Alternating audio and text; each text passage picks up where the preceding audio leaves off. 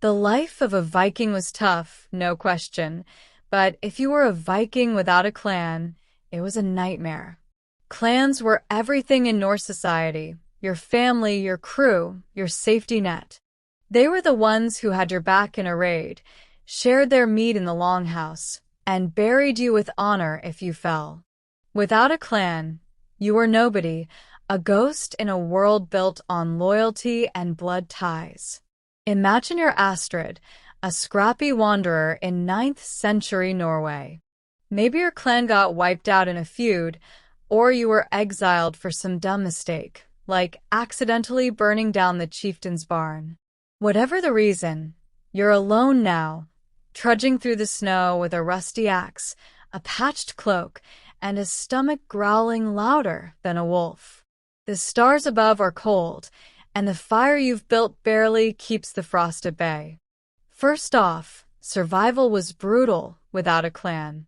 Vikings relied on their kin for food, shelter, and protection.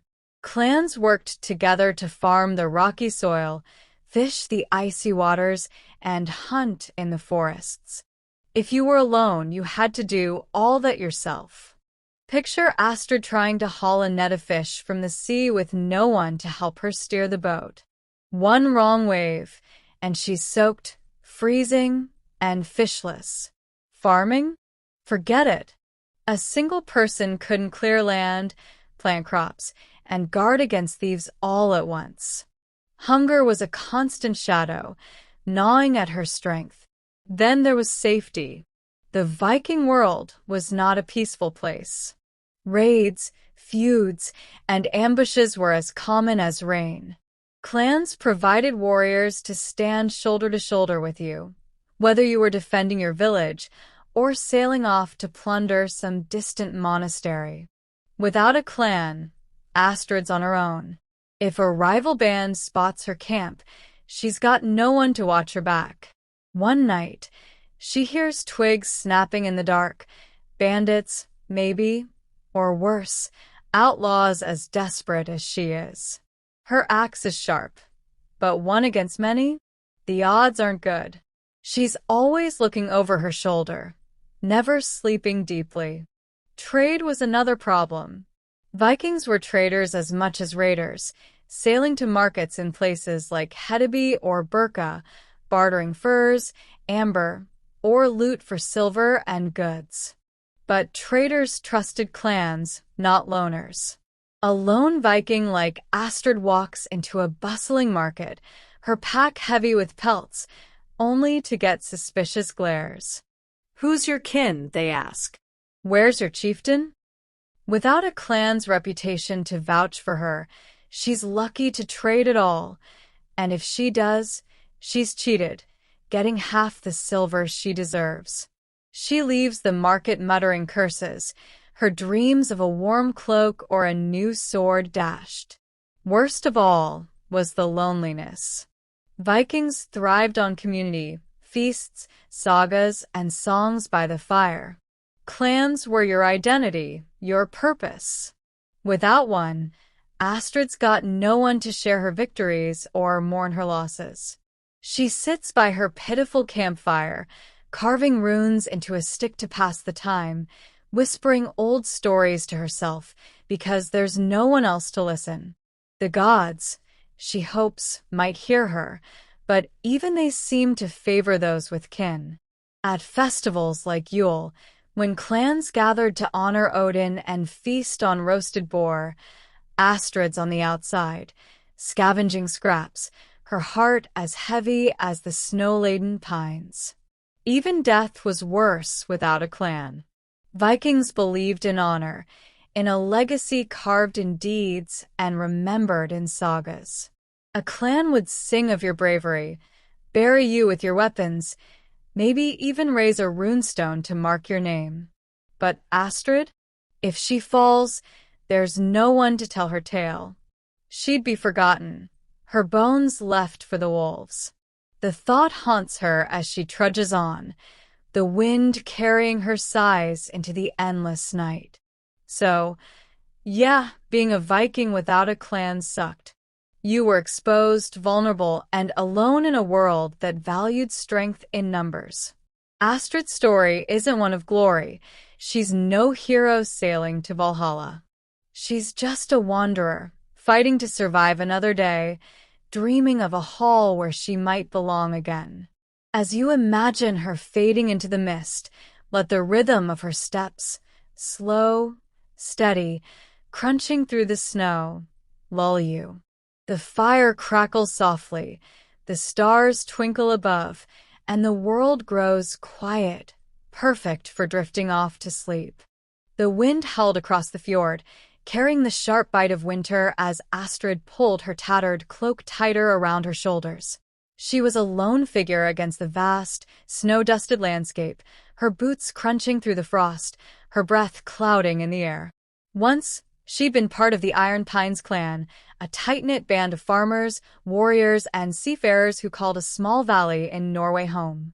But that was before the feud, before the fire that consumed the chieftain's barn, her fault, though not her intent. The clan's judgment was swift. Exile. Now, 3 winters later, Astrid wandered, a Viking without a clan, a shadow in a world where kinship was everything. Being clanless wasn't just lonely, it was a slow grind toward oblivion. Clans were the heartbeat of Viking life.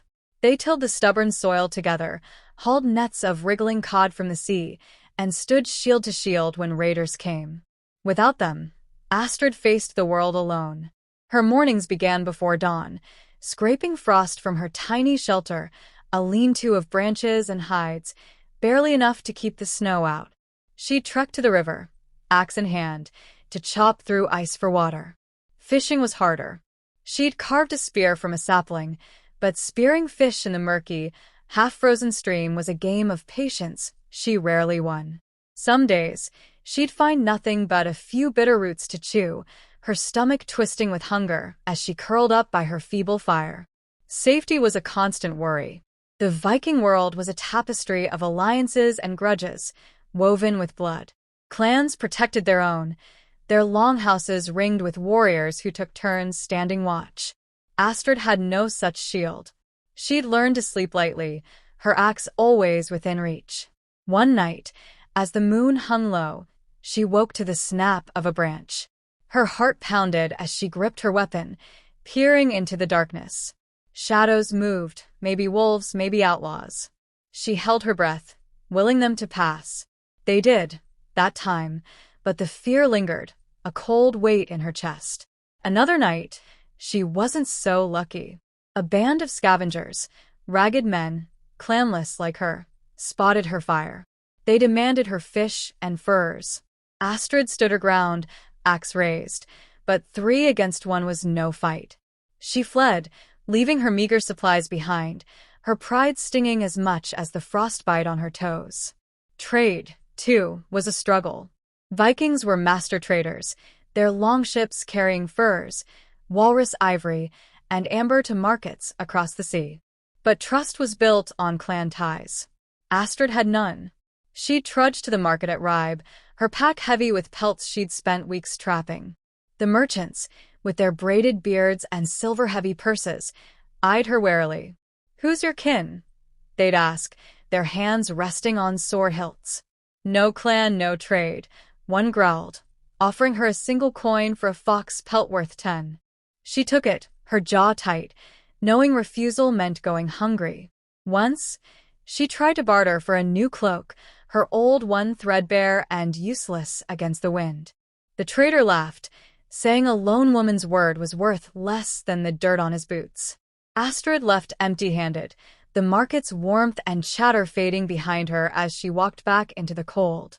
The loneliness was the worst part, a wound that festered deeper than hunger or fear. Viking life revolved around the Longhouse, where clans gathered to feast, tell sagas, and honor the gods. Astrid remembered those nights, her clan's hall glowing with firelight, the air thick with the smell of roasted boar and meat, voices weaving tales of Thor's hammer and Odin's ravens. Now, her nights were silent save for the wind's moan. She'd sit by her fire, carving runes into driftwood to keep her hands busy, whispering old songs to herself. Odin, All-Father, see me, she'd murmur, offering a scrap of bread to the flames, but the gods seemed distant, their favor reserved for those with kin to amplify their prayers. During Yule, when clans feasted and made offerings for the coming year, Astrid watched from afar, hidden in the trees. She saw the laughter, the children chasing each other, the warriors raising horns of mead. She turned away, her throat tight, and carved another rune into her stick. Home. Even death loomed darker without a clan. Vikings lived for honor, for a name that would echo in sagas long after they were gone. A clan ensured your story lived on, your bravery sung, your grave marked with a runestone, your soul commended to Valhalla. Astrid had no one to sing for her. If she fell to a bandit's blade or slipped through the ice, her body would lie unburied, her name forgotten.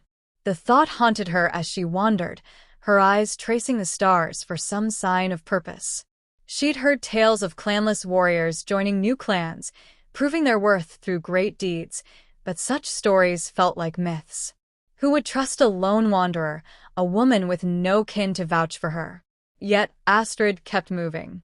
One spring, she heard of a chieftain in a nearby fjord, a man named Bjorn Ironside, who was gathering warriors for a raid across the sea. They said he was fair, that he judged men and women by their courage, not their blood. Hope, fragile as a new flame, flickered in Astrid's chest. She packed her few belongings, her axe, a flint, a bundle of furs, and set off, following the coast. The journey was grueling. Storms battered her, turning paths to mud. She forded rivers, her legs numb from the cold, and slept in caves when the rain was too heavy. Once, she stumbled on a bear's den, narrowly escaping with a long scratch across her arm. But she pressed on, driven by the dream of a place to belong. When she reached Bjorn's village, the longhouse loomed like a giant's hall, its roof carved with serpents. Warriors milled about, sharpening blades and mending sails. Astrid approached, her heart thudding. "I seek Bjorn Ironside," she said to a guard, her voice steady despite her ragged appearance. The guard squinted, taking in her patched cloak and scarred hands. "You've no clan," he said, not a question. Astrid nodded, holding his gaze. "I've an axe and a will to fight. Let me prove it." The guard grunted, unimpressed, but led her inside. The hall was warm, alive with voices and the clink of cups. Bjorn, broad-shouldered and grizzled, sat at the head, his eyes sharp as a hawk's. Astrid told her story, not of her exile, but of her survival, her battles with hunger and cold, her refusal to break. The hall grew quiet, the warriors listening. Bjorn leaned forward, stroking his beard. "A lone wolf may be fierce," he said, "but it takes a pack to win a war. Can you stand with others?" Astrid no clan. She met his gaze. "Give me a shield and I'll show you." That night, Astrid slept in the hall, a borrowed blanket around her shoulders, the murmur of voices a strange comfort after years of silence. She wasn't part of the clan, not yet. But for the first time in years, she wasn't alone. As she closed her eyes, the fire's glow painting her dreams, she dared to hope that her saga was just beginning. The world fades now, the fjord's mist curling around Astrid's story like a soft blanket. The fire crackles low, the wind hums a gentle tune, and the rhythm of her steps, slow, steady, crunching through the snow, carries you toward sleep. Let the tale rest here, a quiet promise of more to come, as you drift into the stillness of the night. The longhouse of Bjorn Ironside buzzed with life, its timbers steeped in the scent of pine, smoked fish, and the faint tang of mead. Astrid lay on a straw pallet near the edge of the hall, her borrowed blanket coarse, but warm against her skin. The fire in the center of the room cast flickering shadows on the carved beams above, where ravens and dragons seemed to dance in the glow. For the first time in years, she wasn't alone, surrounded by the snores of warriors, the soft laughter of a few still passing a horn of ale, and the occasional clatter of a dog nosing through scraps. Yet sleep came fitfully. Astrid's heart, hardened by years of solitude, couldn't fully trust this warmth. She clutched her axe beneath the blanket, her fingers tracing its worn handle, a reminder of the world beyond these walls, a world that had taught her to expect betrayal. Morning broke with a gray dawn, the sky heavy with clouds that promised snow. Bjorn's warriors stirred, sharpening blades and coiling ropes for the longship being readied for a raid across the sea. Astrid rose, her muscles stiff from the cold that seeped through the hull's edges. She'd been allowed to stay, but she was no clansman yet. Bjorn's words echoed in her mind. A lone wolf may be fierce, but it takes a pack to win a war. Today, she'd have to prove she could be part of that pack. The chieftain had promised her a chance, a test, he called it. Succeed, and she might earn a place among them. Fail, and she'd be back in the wilderness, her fleeting hope snuffed out like a candle in the wind. The test was simple but brutal, a sparring match against one of Bjorn's warriors, a wiry man named Eric One-Eye, whose scarred face and quick grin marked him as a seasoned fighter. The rules were clear: fight until one yielded, no killing blows. The prize? A shield, a symbol of trust, and a chance to join the raid. Astrid stood in the snowy clearing outside the longhouse, her breath clouding as she faced Eric. A crowd of warriors and villagers gathered, their faces a mix of curiosity and doubt. A clanless woman, fighting for a place? Whispers rippled through the group, some mocking, others intrigued. Eric lunged first, his wooden training sword a blur. Astrid dodged, her boots slipping on the icy ground, but years of surviving alone had honed her instincts. She parried with her axe, the impact jarring her arm. Eric was fast, his one eye sharp as a hawk's, reading her every move. She countered, swinging low, aiming for his legs, but he leaped back, laughing. Not bad, no clan, he taunted, circling her. The fight wore on, Astrid's breath coming in sharp gasps, her arms burning. She was strong, but alone. She'd never had to spar for so long. Her battles had been quick, desperate scrambles against bandits or beasts. Eric, backed by a clan's training, had stamina she couldn't match. Just as her strength faltered, she saw an opening.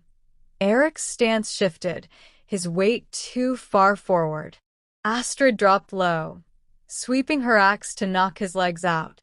He fell with a grunt, and she pinned him, her blade hovering above his chest. "Yield," she panted. Eric grinned, raising his hands. "Well fought, wanderer." The crowd murmured, some nodding approval. Bjorn stepped forward, his face unreadable. He handed her a shield, its wood sturdy, its rim bound with iron. "You fight like one of us," he said. "But a shield is only half the bond. Prove your heart on the raid, and you may call us kin." Astrid clutched the shield, its weight a promise and a burden. She was one step closer, but the raid loomed like a storm on the horizon. The longship was bound for a Frankish village, rich with silver and grain, but guarded by warriors who'd heard of Viking sails and sharpened their spears. Astrid had never sailed with a crew, never rode in rhythm or trusted others to guard her flank. The thought of it, of relying on strangers, tightened her chest. But she had no choice. The wilderness had nothing left for her but hunger and cold. This was her chance to rewrite her saga. The days before the raid were a blur of preparation. Astrid helped mend sails, her fingers clumsy with a thick needle but learning fast under the sharp tongue of an old seamstress named Gudrun.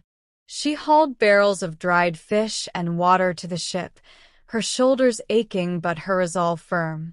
The other warriors, still wary, began to soften. A young archer named Sigrid shared a strip of salted cod one evening, her blue eyes curious.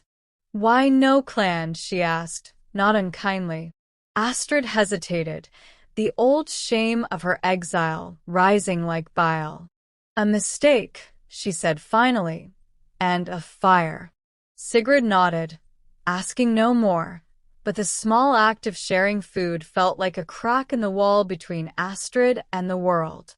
At night, by the fire, Astrid listened to the sagas sung by Bjorn Skald, a wiry man with a voice like drifting smoke.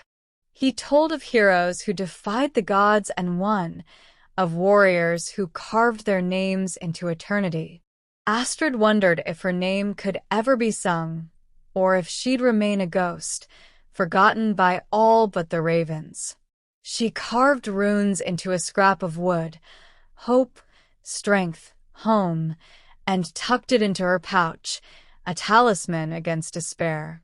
The gods, she prayed, might see her now, a lone spark in the dark, reaching for a place among the stars. The morning of the raid dawned cold, the sea a slate-gray mirror under a sky bruised with clouds. The longship, Wave Wolf, rocked gently at the shore, its dragon prow snarling toward the horizon. Astrid boarded, her shield strapped to her back, her axe at her hip. The crew, 20 warriors, men and women hardened by salt and steel, watched her with guarded eyes. Bjorn stood at the helm, his voice steady as he called the rowers to their oars. Astrid took her place, the wood smooth under her palms, and pulled in time with the others. The rhythm was strange, a pulse that bound them together, each stroke a step away from her solitary life. As the shore faded, the sea stretched endless before them, its waves whispering secrets of distant lands. Astrid's heart beat with fear and fire. She was no longer just a wanderer, a clanless shadow. She was part of something, if only for this moment, a thread in the tapestry of Bjorn's crew. The raid would test her, perhaps break her, but it was a chance to belong, to carve a new path. As the longship cut through the waves, she gripped her shield and whispered to the gods, "Let me be enough." The wave wolf sliced through the gray waters, its dragon prow rising and falling with the swell of the sea. Astrid gripped her oar, her palms raw from hours of rowing, her breath sinking with the steady chant of the crew. The rhythm was hypnotic, a pulse that bound the 20 warriors into one living beast, their strength poured into the ship's journey toward the Frankish coast. The air was sharp with salt and the promise of storm, clouds piling on the horizon like a warning from the gods. Astrid, still an outsider among Bjorn Ironside's crew, felt the weight of their eyes. They'd seen her fight, seen her earn her shield, but trust was a harder prize. She was Astrid Noclan, a wanderer with no kin to vouch for her, and every pull of the oar was a chance to prove she belonged. The days at sea were a blur of wind and work. Astrid learned the ship's ways, how to trim the sail when the wind turned fierce, how to bail water when waves sloshed over the gunwales. Her hands blistered, then calloused, her muscles aching from tasks she'd never faced alone in the wilderness. Sigrid, the young archer who'd shared her cod, showed her how to knot ropes so they'd hold against a gale. "You're not as useless as you look," Sigrid teased one evening, her grin softening the words. Astrid managed a half-smile, her first in what felt like years. The crew's wariness didn't vanish, but small gestures, a shared hunk of bread, a nod when she hauled a barrel without complaint, began to chip away at the wall between her and them. Nights were harder. The crew slept huddled under woolen cloaks, the ship rocking beneath a sky pricked with stars. Astrid lay apart, her shield a cold comfort against her side. The sea whispered secrets, and her mind wandered to her old clan, the Iron Pines, their laughter echoing in her memory like a lost song. She'd been young then, reckless, her hands too eager with a torch that sparked the fire that cost her everything. Exile had carved her into something harder, but the loneliness lingered, a shadow that clung tighter than her cloak. She'd carve runes into a scrap of driftwood, strength kin, fate, and tuck it away, a quiet prayer to Odin that this raid might rewrite her story. Bjorn Ironside, standing at the helm, was a steady presence. His grizzled beard framed a face weathered by salt and battle, his eyes sharp as he scanned the crew. One night, as the northern lights shimmered green above, he called Astrid to his side. "You row well, no clan," he said, his voice low. "But a raid tests more than muscle. The Franks fight like cornered wolves, and my crew must move as one. Can you stand with us, not apart?" Astrid met his gaze, her throat tight. "I've fought alone my whole life," she said. "Let me learn to fight with others." Bjorn nodded, saying no more, but his silence felt like a door left ajar. As the wave-wolf neared the Frankish coast, the air grew thick with tension. Scouts spotted a village nestled by a river, its wooden palisade guarding a church said to gleam with silver. Bjorn gathered the crew, his voice cutting through the wind. "We strike at dawn," he said. Swift and silent, like Thor's hammer. "Astrid, you'll guard the left flank with Sigrid and Eric One Eye. Fail us, and we all pay." Astrid nodded, her heart pounding. The shield on her arm felt heavier now, not just wood and iron but a tether to the crew, a chance to be more than a ghost. Dawn broke, pale and cold, the village stirring as smoke curled from its hearths. The wave-wolf anchored in a hidden cove, and the crew moved like shadows through the mist, their boots muffled on the damp earth. Astrid's pulse thrummed as she crept beside Sigrid, her axe in one hand, shield in the other. Eric, his one eye glinting, led the way, his sword ready. The plan was simple: breach the palisade, seize the church's treasures, and escape before the Franks rallied. But plans, Astrid knew, rarely survived the clash of blades. The attack began with a signal, a low whistle from Bjorn. The crew surged, axes splintering the palisade's gate. Astrid followed, her shield raised as arrows hissed from the village. Sigrid loosed her own arrows, each finding a mark, while Eric hacked through defenders with a grin. Astrid's world narrowed to the chaos. Shouts, the clang of steel, the thud of her shield taking a spear's blow. A Frankish warrior, broad as a bear, charged her, his sword flashing. She ducked, slamming her shield into his chest, then swung her axe, catching his arm. He fell, cursing, and she moved on, her breath ragged but her focus sharp. The church loomed ahead, its doors barred. Bjorn's men battered them open, revealing a trove of silver, candlesticks, crosses, coins glinting in the dim light. Astrid helped haul the loot, her arms burning as she passed sacks to Sigrid. But the village was waking, horns blaring, more warriors pouring from the houses. Time's short, Bjorn roared. Back to the ship. The crew retreated, Astrid guarding the flank as ordered.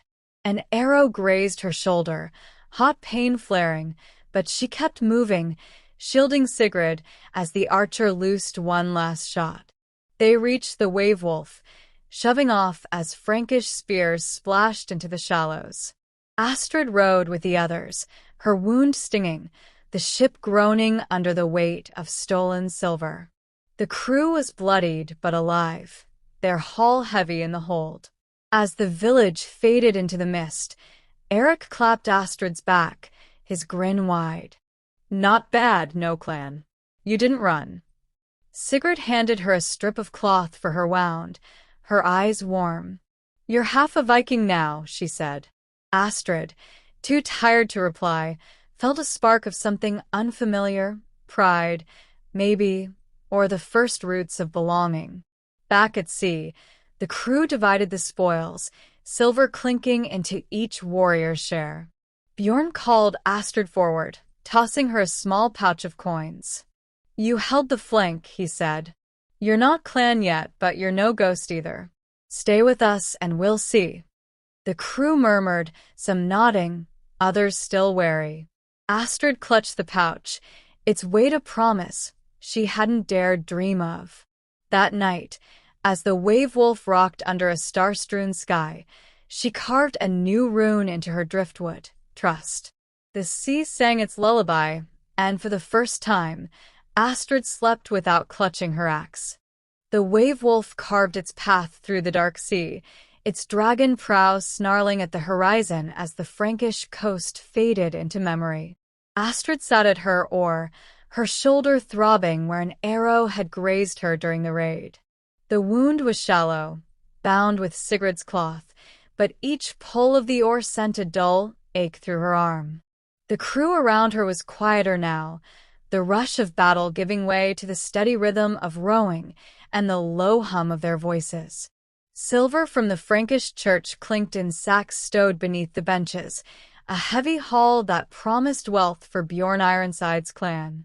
Astrid's share, a small pouch of coins tucked in her belt, was more than she'd owned in years, but it wasn't the silver that warmed her. It was the nods from the crew, the brief clasp of Eric One-Eye's hand on her shoulder, the way Sigrid's eyes lingered with something like respect. She wasn't clan yet, but she was no longer just no clan. She was Astrid, and that name was starting to mean something. The journey back to Norway stretched long, the sea a restless beast that tossed the wave wolf through squalls and sudden calms. Astrid learned its moods, her hands growing sure on the ropes as she helped Sigrid and the others adjust the sail. The crew taught her their ways, sometimes grudgingly, sometimes with a rough kindness. Torvald, a burly warrior with a laugh like a landslide, showed her how to read the stars for navigation, pointing out the constellations that guided Vikings home. "See that one," he said, jabbing a thick finger at a cluster of stars. "Odin's spear. It points north always." Astrid memorized the pattern, her eyes tracing the sky as if it might anchor her to this fragile new world. But trust was a slow fire to kindle. Some warriors still watched her warily, their whispers sharp as blades when they thought she couldn't hear. "Clanless don't last," one muttered, a lean man named Hakon with a scar across his cheek. "She'll bolt when the fighting gets hard." Astrid ignored them, her jaw tight, but their words stung like salt in her wound. She'd fought alone for so long, against hunger, cold, and bandits in the wilds, that standing with others felt unnatural, like wearing a cloak too heavy for her shoulders. Yet she wanted it, this bond, this belonging. Each night, as the crew slept under the stars, she carved a new rune into her driftwood talisman: pack, heart, endure, and whispered to the gods for strength to prove herself. Halfway through the voyage, a storm struck, fierce and sudden. The sky turned black, waves rearing like wolves to claw at the wave wolf. Bjorn's voice roared over the wind, calling for the sail to be lowered, the oars manned. Astrid scrambled with the others, her hands slipping on wet ropes, her boots sliding on the deck. Lightning cracked, illuminating faces taut with focus. Sigrid, beside her, struggled with a tangled line, her fingers numb from the cold. Astrid grabbed the rope, knotting it with the skill Gudrun the seamstress had taught her, securing the sail before it tore. Sigrid flashed a grateful nod, and for a moment, Astrid felt the thread of trust tighten between them. The storm raged for hours, the wave wolf groaning under the sea's fury. One oar snapped, it splintered and lost to the waves. A barrel of fresh water broke free, tumbling overboard before anyone could catch it. Astrid's arms burned as she rowed, her wound screaming, but she didn't falter. When the storm finally broke, leaving a bruised Dawn and a weary crew. Bjorn surveyed the damage. "We're alive," he said, his voice gruff but steady. "And the silver's safe. Well done." His eyes lingered on Astrid, a flicker of approval in them. She didn't smile. She wasn't sure she remembered how, but her chest warmed, a spark against the cold. Back in Norway, the Wave Wolf docked at Bjorn's village, its shore lined with cheering kin. The longhouse glowed with firelight that night, the air thick with the scent of roasted boar and meat. The crew recounted the raid, their voices weaving a saga of stealth, steel, and the storm's wrath. Astrid sat near the edge, her shield propped beside her, listening as the skald sang of the Wave Wolf's triumph. Her name wasn't in the song. Not yet, but Eric raised his horn to her, shouting, to Astrid, who held the flank. A few cheered, others joined, and the sound wrapped around her like a cloak. Hakon, the scarred doubter, stayed silent, but even he didn't scowl. Bjorn called her forward after the feast, his presence filling the hall like a mountain.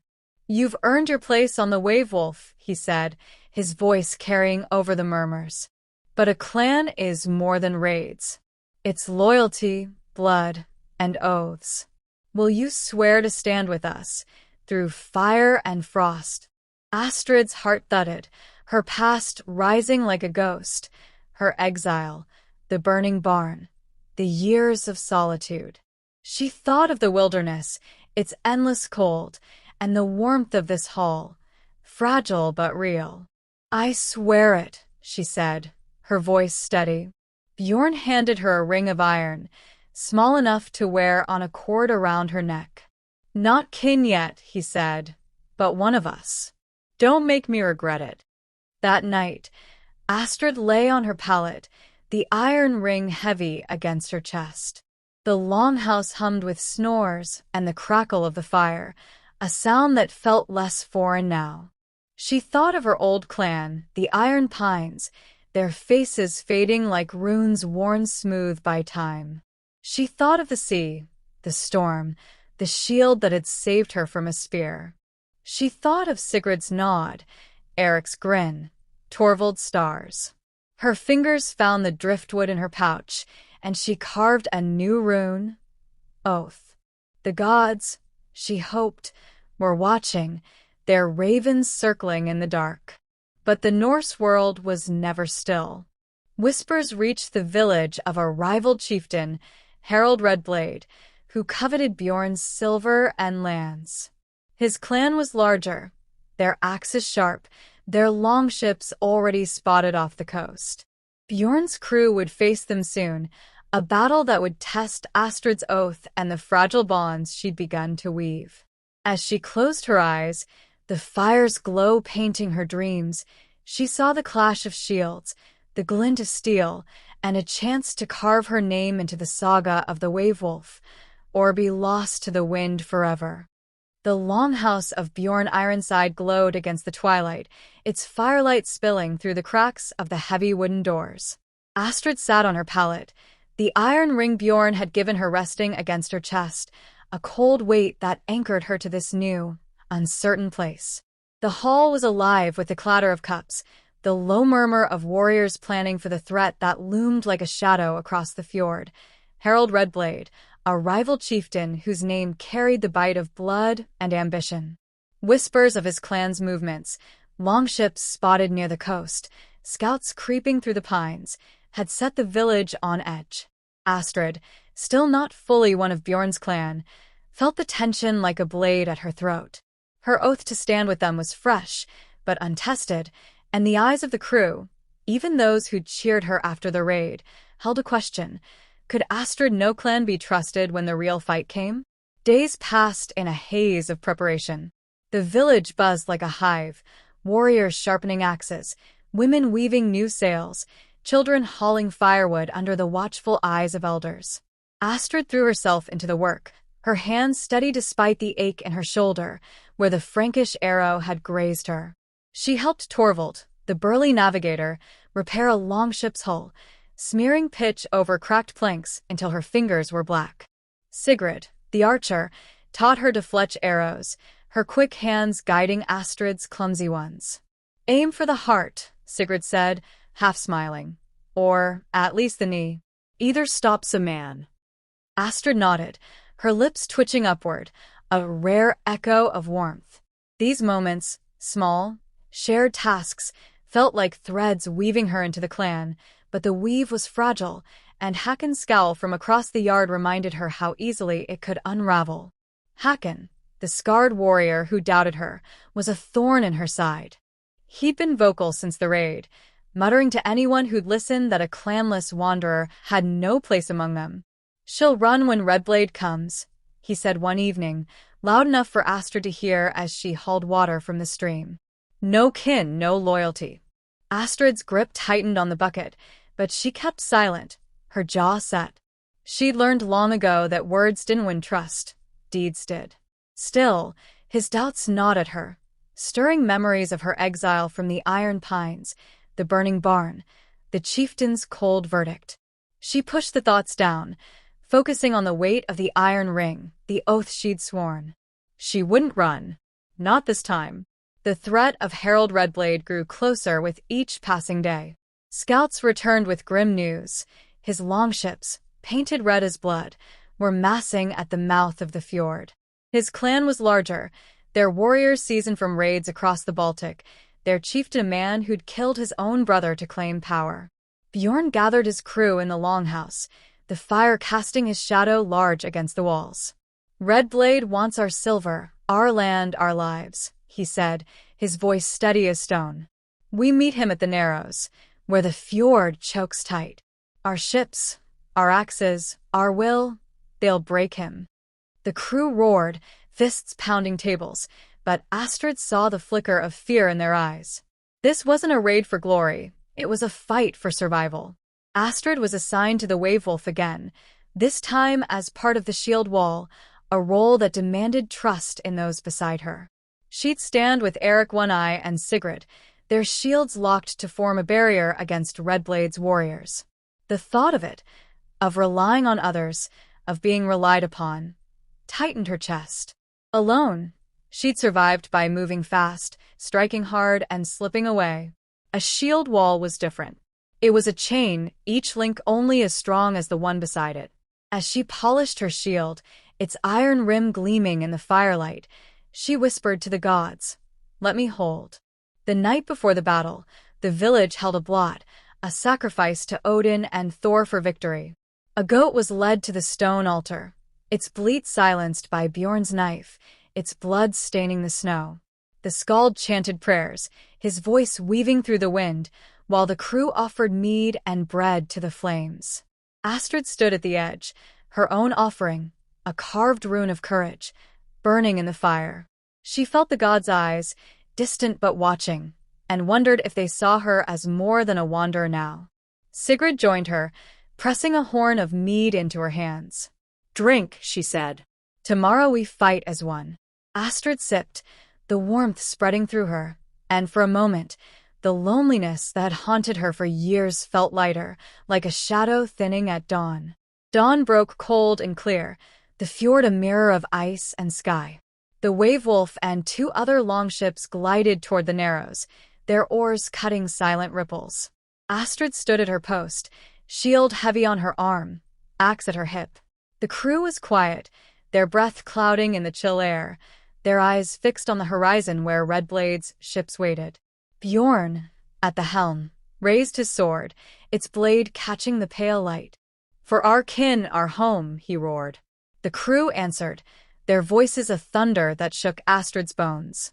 She gripped her shield, her heart pounding, and found Sigrid's eyes. The archer nodded, a silent vow. "We stand together." Redblade's ships appeared, their red hulls like wounds against the water. Arrows flew first, a deadly rain that forced Astrid to raise her shield, the thuds jarring her arm. Sigrid loosed her own arrows, felling a warrior on the nearest ship. Then the hulls collided, with splintering, men shouting. The shield wall formed, Astrid locking her shield with Eric's and Sigrid's, their bodies braced against the enemy's charge. Redblade's warriors leaped aboard, axes swinging, their faces twisted with fury. Astrid held her ground, her shield taking blow after blow, her axe striking when gaps appeared. A warrior lunged at her, his spear aimed for her chest.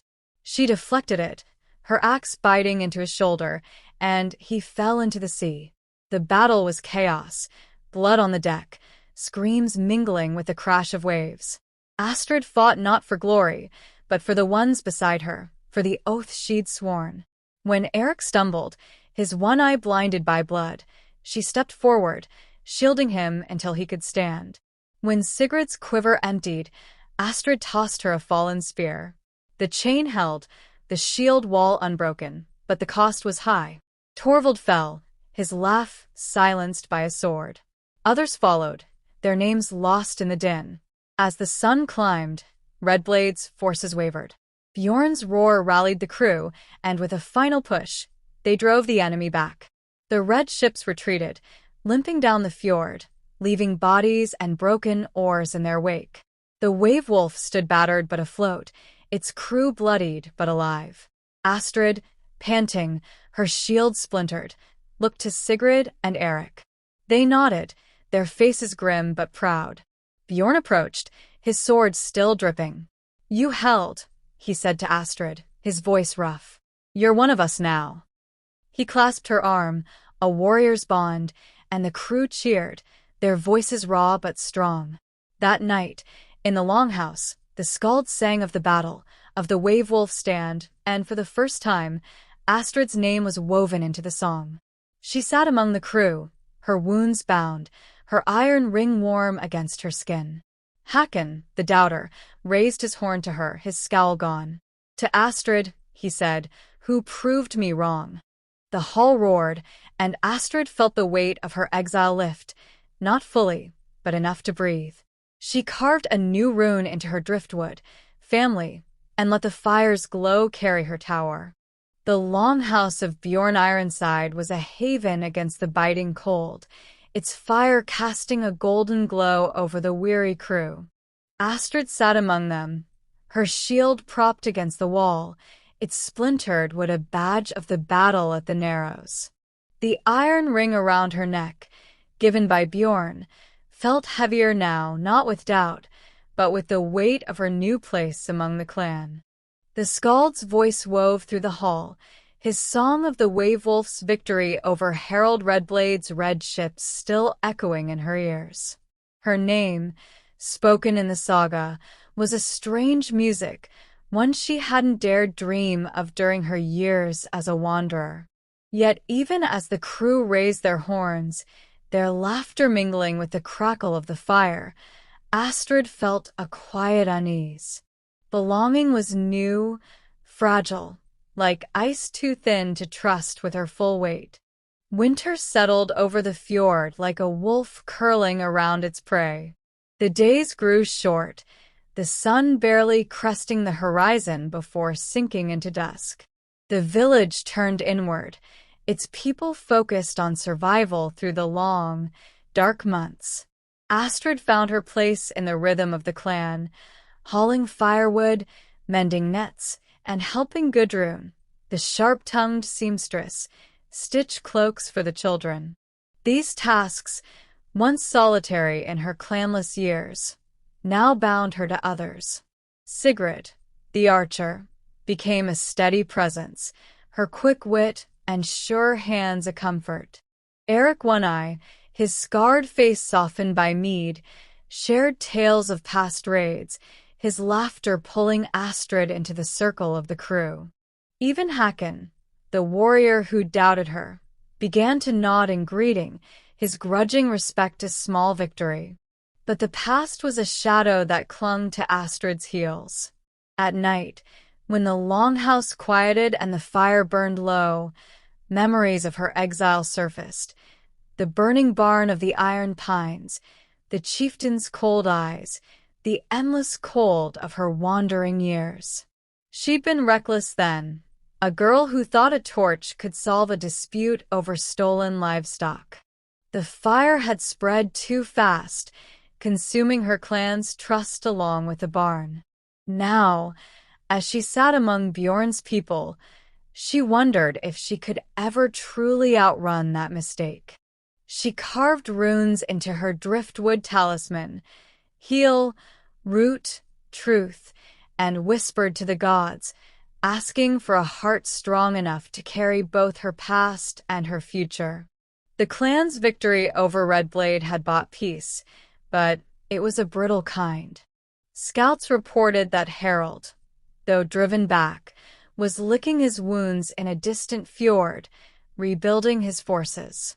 Whispers of his vengeance drifted through the village like smoke, and Bjorn's warriors stayed vigilant, their axes never far from reach. Astrid, now part of the clan's defenses, was tasked with patrolling the cliffs above the fjord, her eyes scanning the horizon for red sails.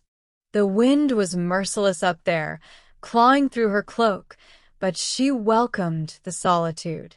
It gave her time to think, to feel the iron ring against her chest and wonder what it meant to be one of us, as Bjorn had said. One evening, as snow fell in soft curtains, Astrid stood watch with Sigrid. The archer's bow was slung across her back, her breath clouding as she pointed to the distant sea. "Redblade won't come in winter," she said, her voice low. "Too cold, too risky. But spring? He'll want blood." Astrid nodded, her hand resting on her axe. "I've faced worse alone," she said, then caught herself. "But I'm not alone now." Sigrid's eyes softened, a rare warmth in them. "No, you're not. Took you long enough to see it." They stood in silence, the snow dusting their cloaks, and Astrid felt a quiet shift, like a knot loosening in her chest. The winter solstice approached, bringing the festival of Yule, a time to honor the gods and defy the darkness. The clan prepared with fervor, slaughtering pigs, brewing mead, and piling logs for a bonfire that would burn through the longest night. Astrid helped carry branches of evergreen into the longhouse, their sharp scent filling the air. Gudrun handed her a bundle of mistletoe, her eyes glinting. "Hang it high," she said. "It keeps the spirits kind." Astrid climbed a beam, tying the mistletoe above the fire, and felt the clan's eyes on her, not with doubt, but with acceptance.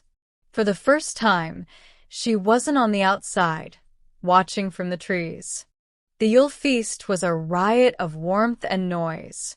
The longhouse glowed, its tables heavy with roasted meat, bread, and bowls of steaming broth. The skald sang of Odin's wild hunt, his voice rising over the clink of horns and the laughter of children. Bjorn stood, raising his cup. "To our kin," he said, "and to those who've earned their place." His gaze found Astrid, and the crew cheered, their voices a tide that lifted her. Sigrid pressed a horn of mead into her hands, and Eric slapped her back, his grin wide. Even Hakon joined the toast, his scar twitching as he nodded. Astrid drank, the mead sweet and warm, and let herself believe, just for a moment, that this was home. But the Norse world was never still. Late in the night, as the fire burned low, a scout burst into the hall, his face pale. "Redblade's men," he gasped. "Not ships, raiders coming through the pass. They've burned the outlying farms." The hall fell silent, the warmth replaced by a chill that had nothing to do with winter. Bjorn's face hardened, his voice ablaze. "Ready the warriors. We meet them at dawn." Astrid's heart thudded, her hand finding her axe.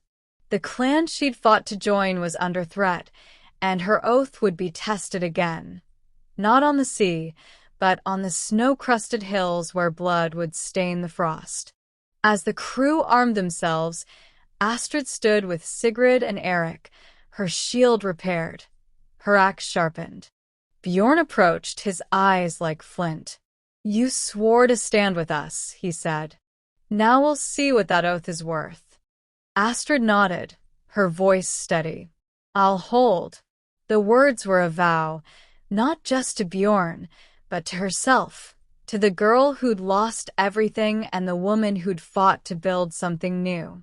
As the clan marched into the night, their torches flickering against the snow, Astrid carved one last rune into her driftwood. Fire. Not the fire that had destroyed her past, but the one that would forge her future. The night was a blade of cold, the snow falling thick as the clan of Bjorn Ironside marched toward the pass. Astrid gripped her axe, her shield heavy on her arm, her breath clouding in the torchlight. The scouts' warning of Harold Redblade's raiders, striking not by sea but through the mountain pass, had turned the Yule feast's warmth to ash. The clan moved swiftly, their boots crunching through the frost, their faces grim under the weight of furs and iron. Astrid walked beside Sigrid and Eric One-Eye, their presence a steady anchor in the dark. The iron ring around her neck, Bjorn's token of trust, pressed against her skin, a reminder of her oath to stand with them. Yet doubt lingered, a whisper from her clanless years. Could she truly be part of this chain? Or would her past, the burning barn, the exile, drag her back into the shadows? The pass was a narrow throat of stone, flanked by cliffs that loomed like silent giants. Bjorn halted the clan at its mouth, his voice low but sharp. Redblade's men are fast, but we know this land, he said. We hold the pass, break their charge, and send them running. Shield wall at the choke point. Astrid, you're with Sigrid and Eric on the left. His eyes met hers, hard but not unkind. Don't falter. Astrid nodded, her throat tight. I won't. The words were a vow, carved as deep as the runes in her driftwood talisman. Fire, oath, family. She took her place, her shield locking with Sigrid's, Eric's one-eyed grin a flicker of defiance against the dark. The weight was worse than the cold. The clan stood silent, their breath the only sound as the snow fell heavier, cloaking the pass in white. Astrid's fingers tightened on her axe, her eyes straining for movement. Sigrid, beside her, nocked an arrow, her breath steady. First one's mine, she whispered, a spark of her usual fire. Eric chuckled softly, his sword ready. Save some for me, archer. Astrid said nothing, her focus on the pass, her heart a drumbeat. She'd fought alone for so long. Quick, desperate scraps against bandits or beasts, but this was different. The shield wall demanded trust, each warrior a link in a chain that could break if one failed. She prayed to Thor for strength, to Odin for cunning, and to herself for the courage to hold. The raiders came at dawn, their shapes emerging from the snow like wraiths. Redblade's men were a ragged tide, their furs patched, their axes glinting with purpose. No red sails here, only the crunch of boots and the low growl of their war cries. Sigrid loosed her arrow, and a raider fell, clutching his chest. More followed, a storm of steel and fury. The shield wall met them, Astrid's arm jarring as a spear struck her shield.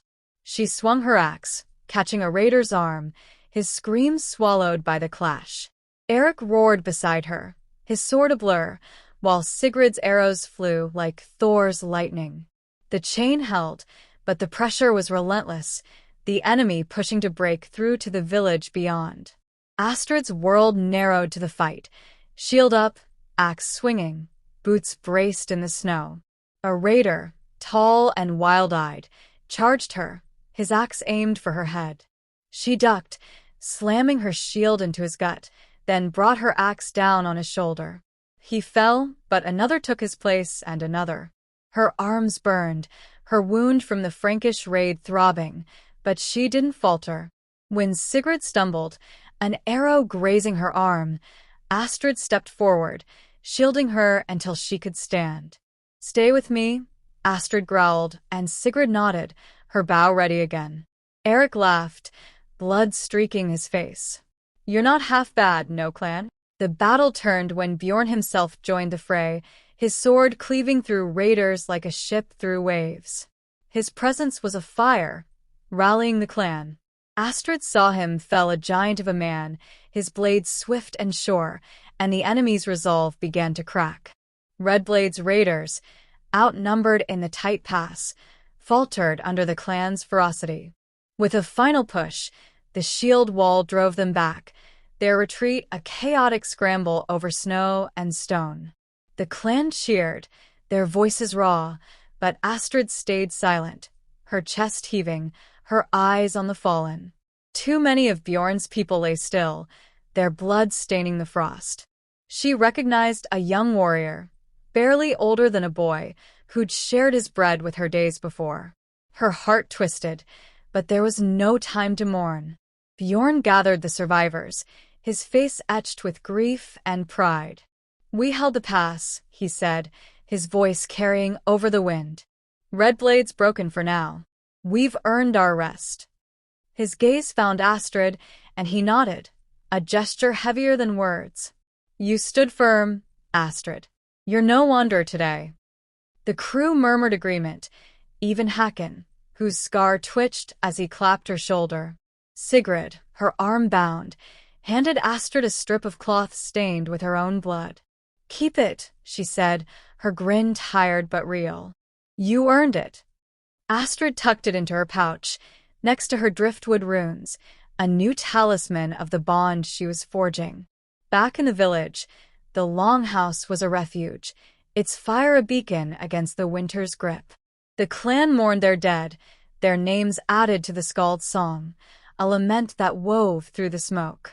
Astrid sat among them, her shield at her side, her axe cleaned but still heavy with the day's work. The iron ring felt warmer now, a circle complete.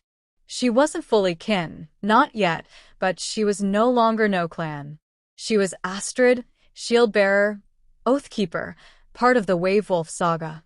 The skald's voice rose, singing of the pass, of the clan stand, and this time, Astrid's name was clear, a note in the melody of their survival. As the fire burned low, Bjorn called her to his side. "Redblade's not done," he said, his voice low. "He'll come again with more men, more ships. We'll need every shield, every heart." He paused, his eyes searching hers. "Will you stay, Astrid, and carve your name with ours?" She thought of her exile, the years of hunger and cold, the runes she'd carved to keep herself whole. She thought of Sigrid's grin, Eric's laugh, the weight of the shield that had saved her. "I'll stay," she said, her voice steady as stone. "For the clan." Bjorn nodded, a rare smile breaking through his grizzled face. "Then carve your rune, Astrid. You're home."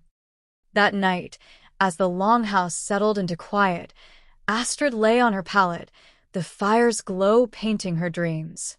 She took her driftwood, worn smooth by her touch, and carved a final rune, home. The word felt real now, not a dream but a truth, fragile but growing. The gods, she hoped, saw her now, not as a wanderer, but as a warrior bound to kin. As sleep tugged at her, the hum of the clan around her, snores, whispers, the crackle of embers, felt like a lullaby, carrying her toward a future she could finally claim. The longhouse of Bjorn Ironside stood steadfast against the winter's bite, its timbers creaking under the weight of snow. Astrid sat by the fire, her shield propped against the wall, its scars from the battle at the pass a testament to her place among the clan. The iron ring around her neck, Bjorn's token of trust, rested warm against her skin, a quiet reminder of her oath and the name she'd begun to carve. Astrid, shield-bearer, oath-keeper. The skald's song from the Yule feast still lingered in her ears, her name woven into the clan saga of the Wavewolf and the stand against Harald Redblade's raiders. Yet peace was a fleeting guest in the Norse world, and the threat of Redblade's return hung over the village like a storm cloud, heavy with the promise of blood. Winter tightened its grip, the days shrinking to a pale sliver of light, the nights endless and cold. The clan's life turned inward, focused on survival through the frost. Astrid found her rhythm in their daily tasks, her hands growing steady as she worked alongside the others.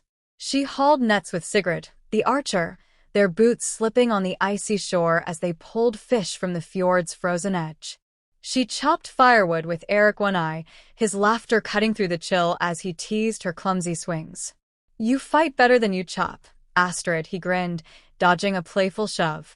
Even Gudrun, the sharp-tongued seamstress, softened, teaching Astrid to weave wool into blankets for the children, her gruff praise a rare warmth. "Not terrible," Gudrun muttered, inspecting Astrid's stitches. "You might be useful yet." These moments, small as they were, wove Astrid deeper into the clan's fabric. Sigrid's quick smiles, Eric's rough camaraderie, the weight of a shared meal in the longhouse, they were threads of a life she'd thought lost forever. But her past still haunted her, a shadow that crept in during the quiet hours. At night, when the fire burned low and the clan slept, Astrid's mind drifted to the Iron Pines, her old clan, and the fire that had cost her everything. The memory of the barn's flames, the chieftain's cold verdict, the years of hunger and loneliness, they lingered like frost in her bones. She'd carved runes to survive those years, strength, hope, home. And now, with the clan's warmth around her, she wondered if she could finally lay that ghost to rest. She added a new rune to her driftwood talisman, peace, and prayed to the gods for a heart strong enough to hold it. The threat of Harold Redblade loomed larger as winter deepened. Scouts brought word of his movements. He'd retreated to a stronghold in a neighboring fjord, gathering warriors and building new ships. His defeat at the pass had wounded his pride, and men like Redblade didn't forgive.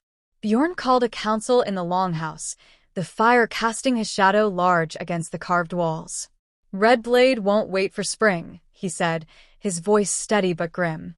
"He'll strike when we're weakest, when the cold saps our strength. We fortify the village, train every hand, and ready the wave-wolf for war." The clan nodded, their faces set, but Astrid saw the weariness in their eyes. The battle at the pass had cost them friends, kin, strength, and another fight so soon felt like a weight too heavy to bear. Astrid was tasked with training the younger warriors, those too green to have fought at the pass. Bjorn's trust in her was a quiet honor, but it came with a burden. She stood in the snowy yard, her shield raised, teaching boys and girls barely old enough to wield an axe how to hold a line. "Lock your shields," she said, her voice firm but kind. "Trust the one beside you, or we all fall." They listened, their eyes wide, their hands trembling with cold and fear. One girl, Ingrid, reminded Astrid of herself, small, fierce, with a spark that defied the frost. When Ingrid's shield wavered, Astrid knelt beside her, adjusting her grip. "You're stronger than you know," she said, and Ingrid's shy smile was a mirror of the hope Astrid was beginning to feel.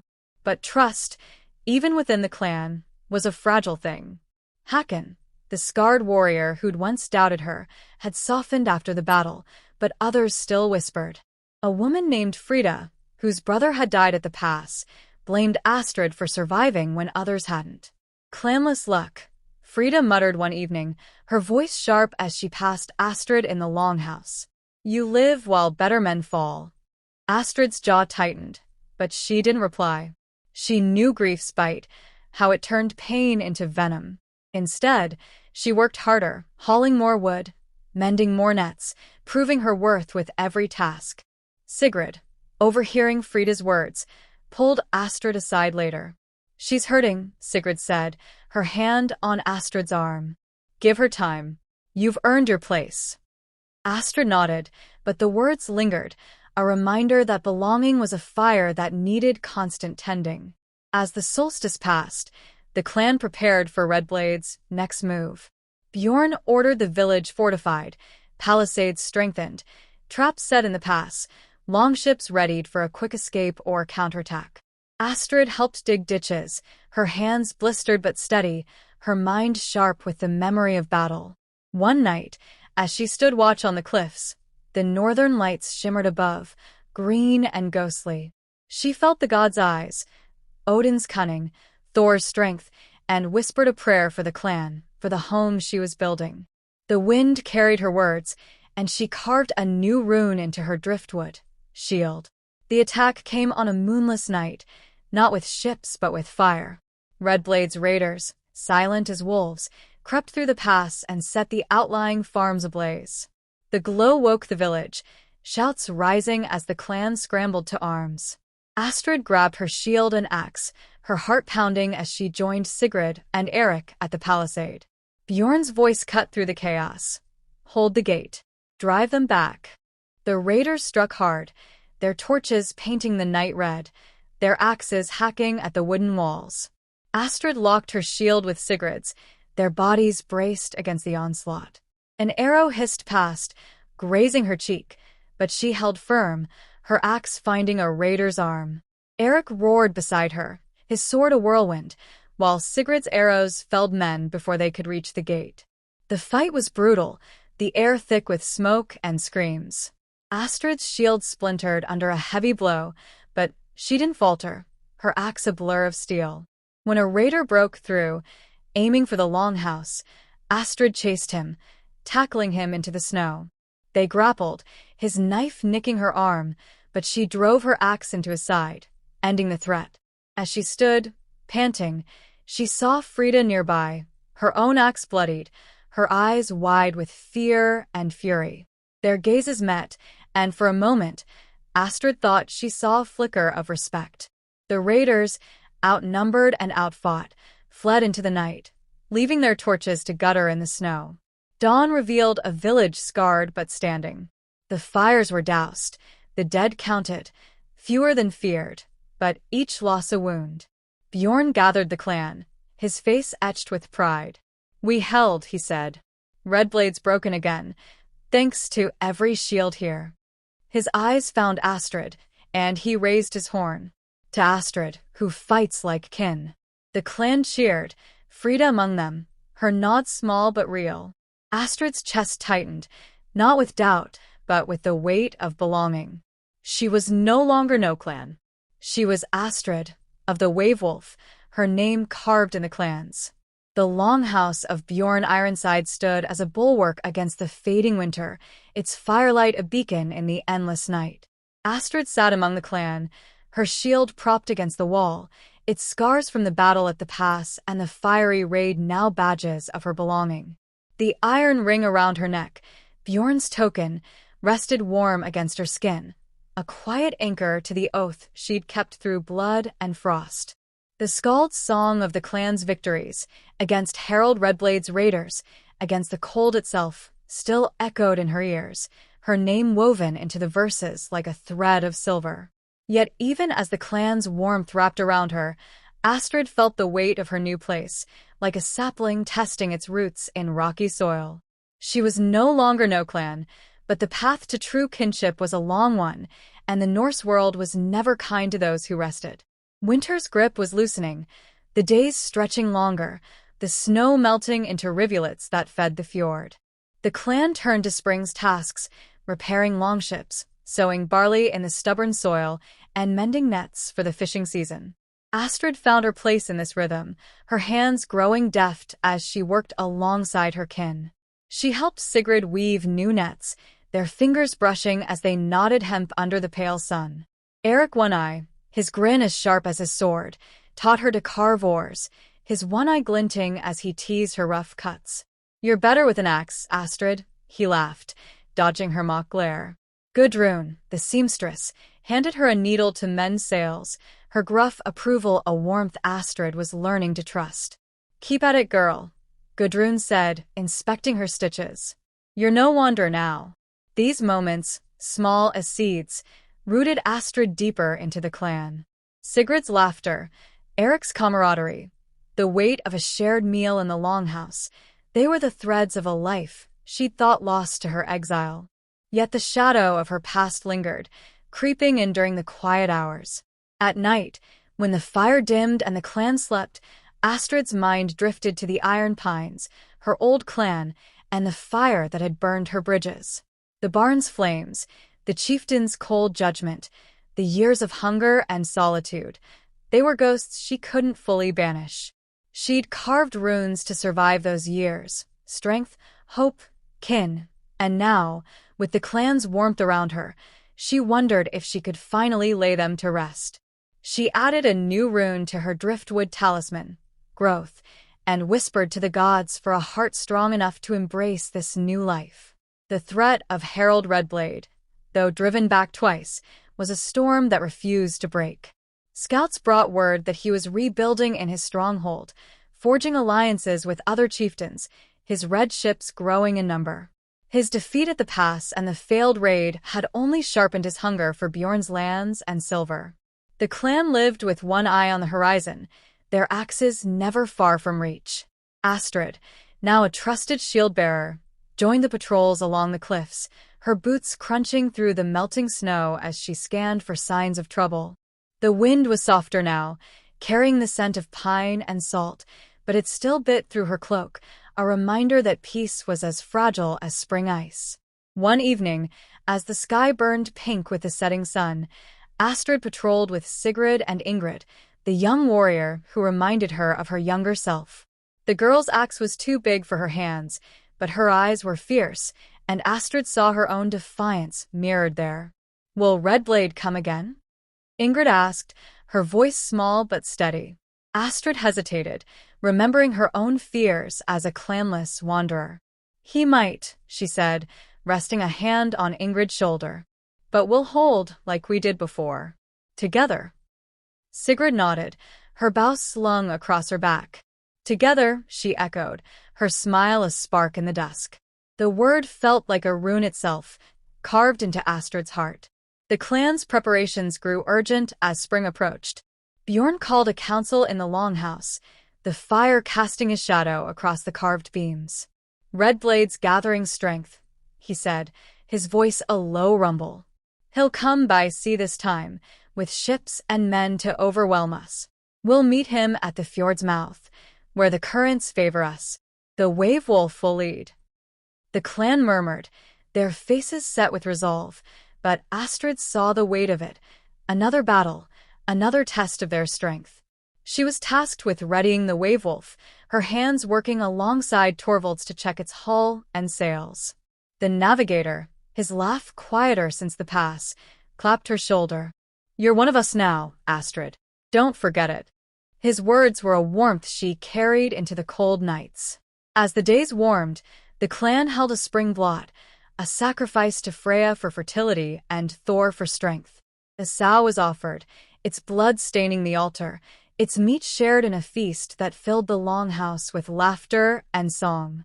Astrid helped hang garlands of early flowers, their scent mingling with the smoke.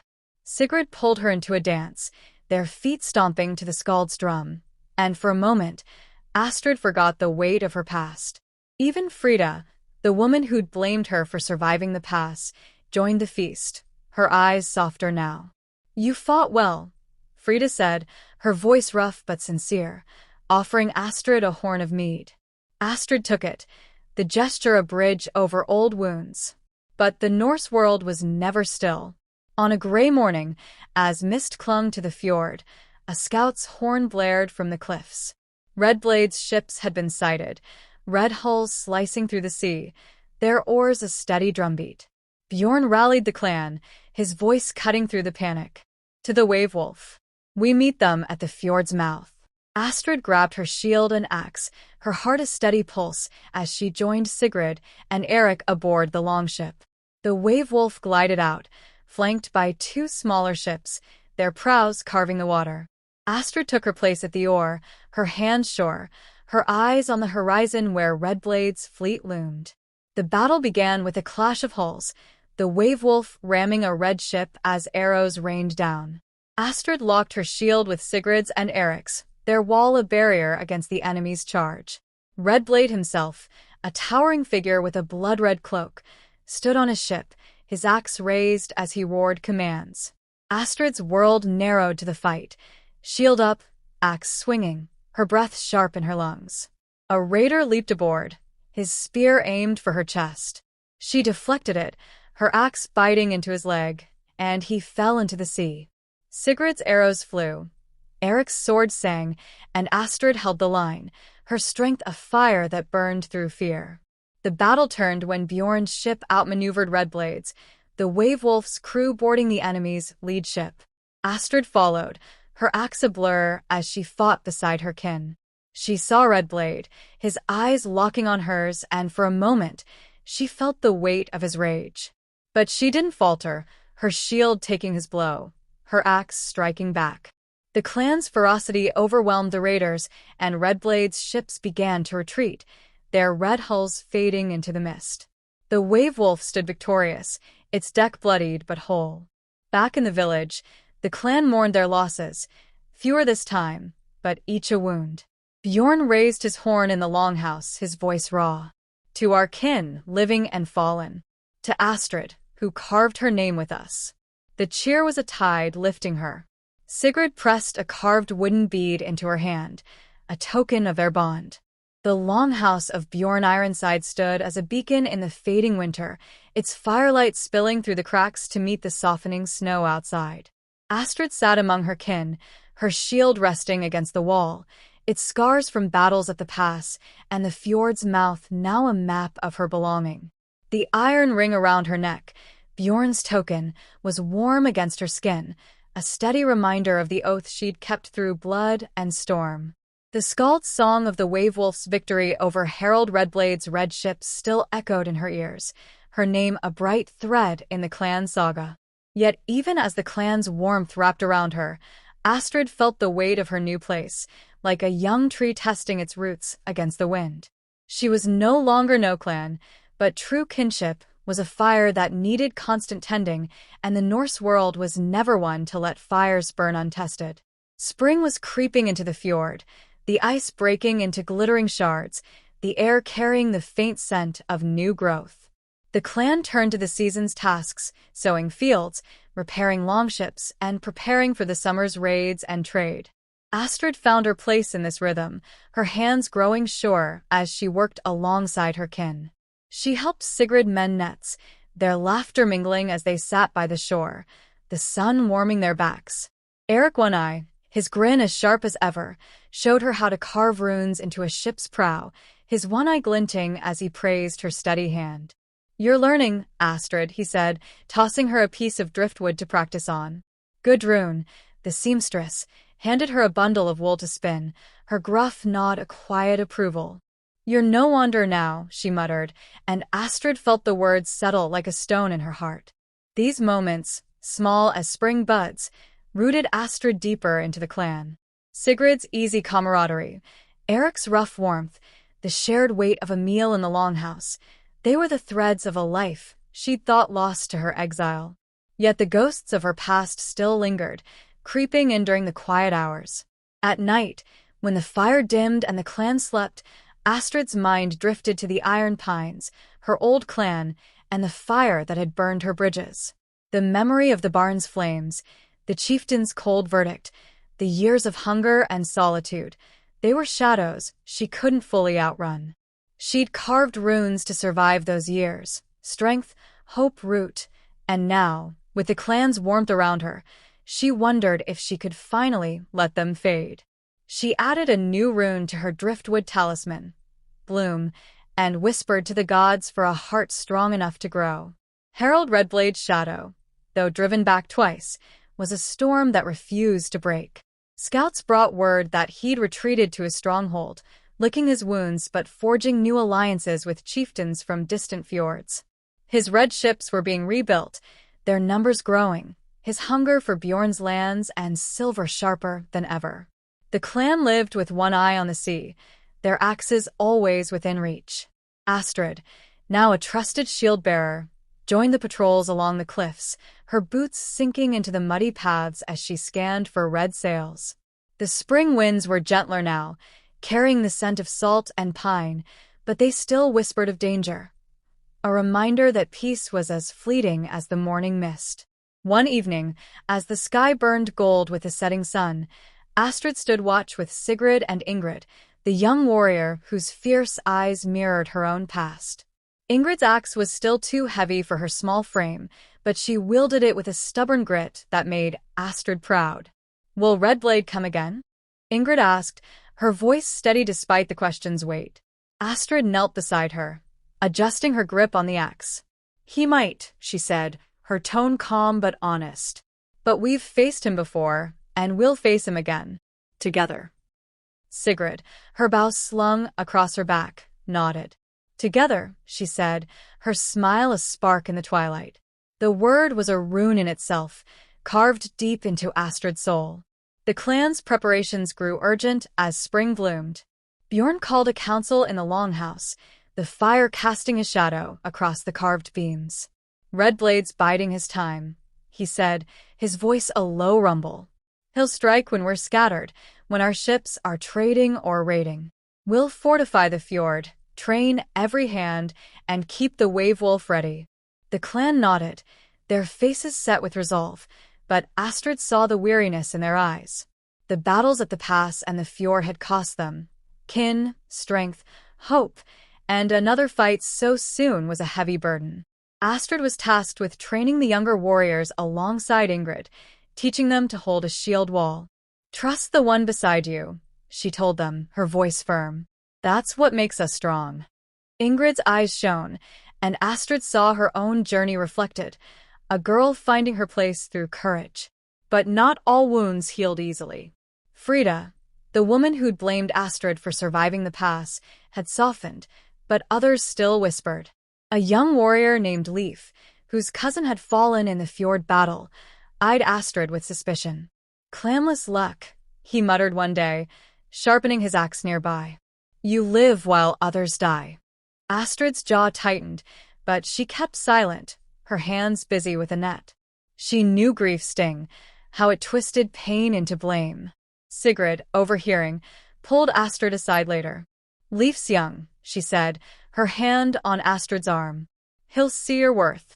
You've proved it to the rest of us." Astrid nodded, but the words lingered, a reminder that trust was a fire that needed constant kindling. As spring deepened, the clan held a festival to honor Freya, goddess of growth and love. A calf was sacrificed, its blood offered to the fields, its meat shared in a feast that filled the longhouse with warmth. Astrid helped weave garlands of wildflowers, their colors bright against the gray timbers. Sigrid dragged her into a song, their voices joining the skalds, and for a moment, Astrid forgot her past. Even Leif joined the feast, his scowl easing as he passed her a horn of mead. "You fought well," he said, his voice gruff but sincere. Astrid took the horn, the gesture a small bridge over old wounds. But the Norse world was never still. On a misty morning, as the fjord shimmered with new light, a scout's horn blared from the cliffs. Red Blade's ships had been sighted, red hulls cutting through the sea, their oars a steady drumbeat. Bjorn rallied the clan, his voice a thunderclap. "To the Wave Wolf. We meet them at the fjord's narrows." Astrid grabbed her shield and axe, her heart steady as she joined Sigrid, Eric, and Ingrid aboard the longship. The Wave Wolf glided out, flanked by 3 smaller ships, their prows slicing the water. Astrid took her place at the oar, her hand sure, her eyes on the horizon where Red Blade's fleet loomed. The battle began with a storm of arrows, the Wave Wolf weaving through the enemy's volleys. Astrid locked her shield with Sigrid's and Eric's, their wall a bulwark against the raiders' charge. Red Blade himself stood on his lead ship, his red cloak a banner of defiance, his axe raised as he roared. Astrid's world narrowed to the fight, shield up, axe swinging, her breath sharp. A raider leaped aboard, his spear aimed for Ingrid. Astrid shoved the girl behind her, her shield taking the blow, her axe felling the man. Sigrid's arrows flew, Eric's sword sang, and Ingrid, shaken but fierce, raised her own axe. The chain held, but the cost was high, blood on the deck, kin falling to the sea.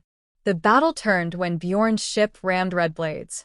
The longhouse of Bjorn Ironside stood firm against the softening spring, its firelight a steady glow as the fjord thawed into a shimmering mirror of sky and sea. Astrid sat among her kin, her shield propped against the wall, its scars from battles at the pass, the fjord's mouth, and the final clash with Harold Red Blade now a testament to her place. The iron ring around her neck, Bjorn's token, rested warm against her skin, a quiet anchor to the oath she'd kept through blood and storm. The skald's song of the wave-wolf's triumph over Redblade's red ship still rang in her ears, her name a bright note in the clan's saga.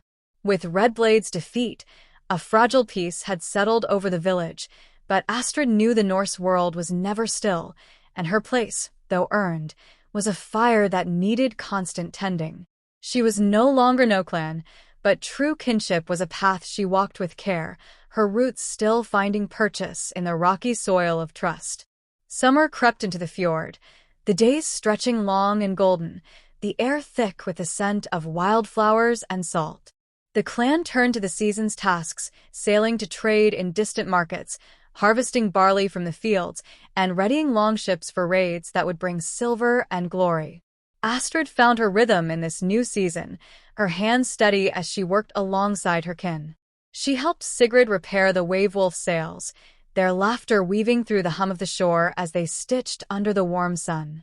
Eric One Eye, his grin as sharp as his sword, taught her to navigate by the sun's arc, his one eye glinting as he pointed to the horizon. "You're no wanderer now, Astrid," he said, tossing her a carved wooden compass. Gudrun, the seamstress, handed her a bundle of flax to spin into thread, her gruff nod a quiet pride. "You're learning, girl," she muttered, and Astrid felt the words settle like a warm stone in her chest. These moments, bright as summer light, rooted Astrid deeper into the clan. Sigrid's easy warmth, Eric's rough camaraderie, the shared weight of a meal in the longhouse, they were the threads of a life she'd thought lost to her exile. Yet the shadows of her past still lingered, creeping in during the quiet hours.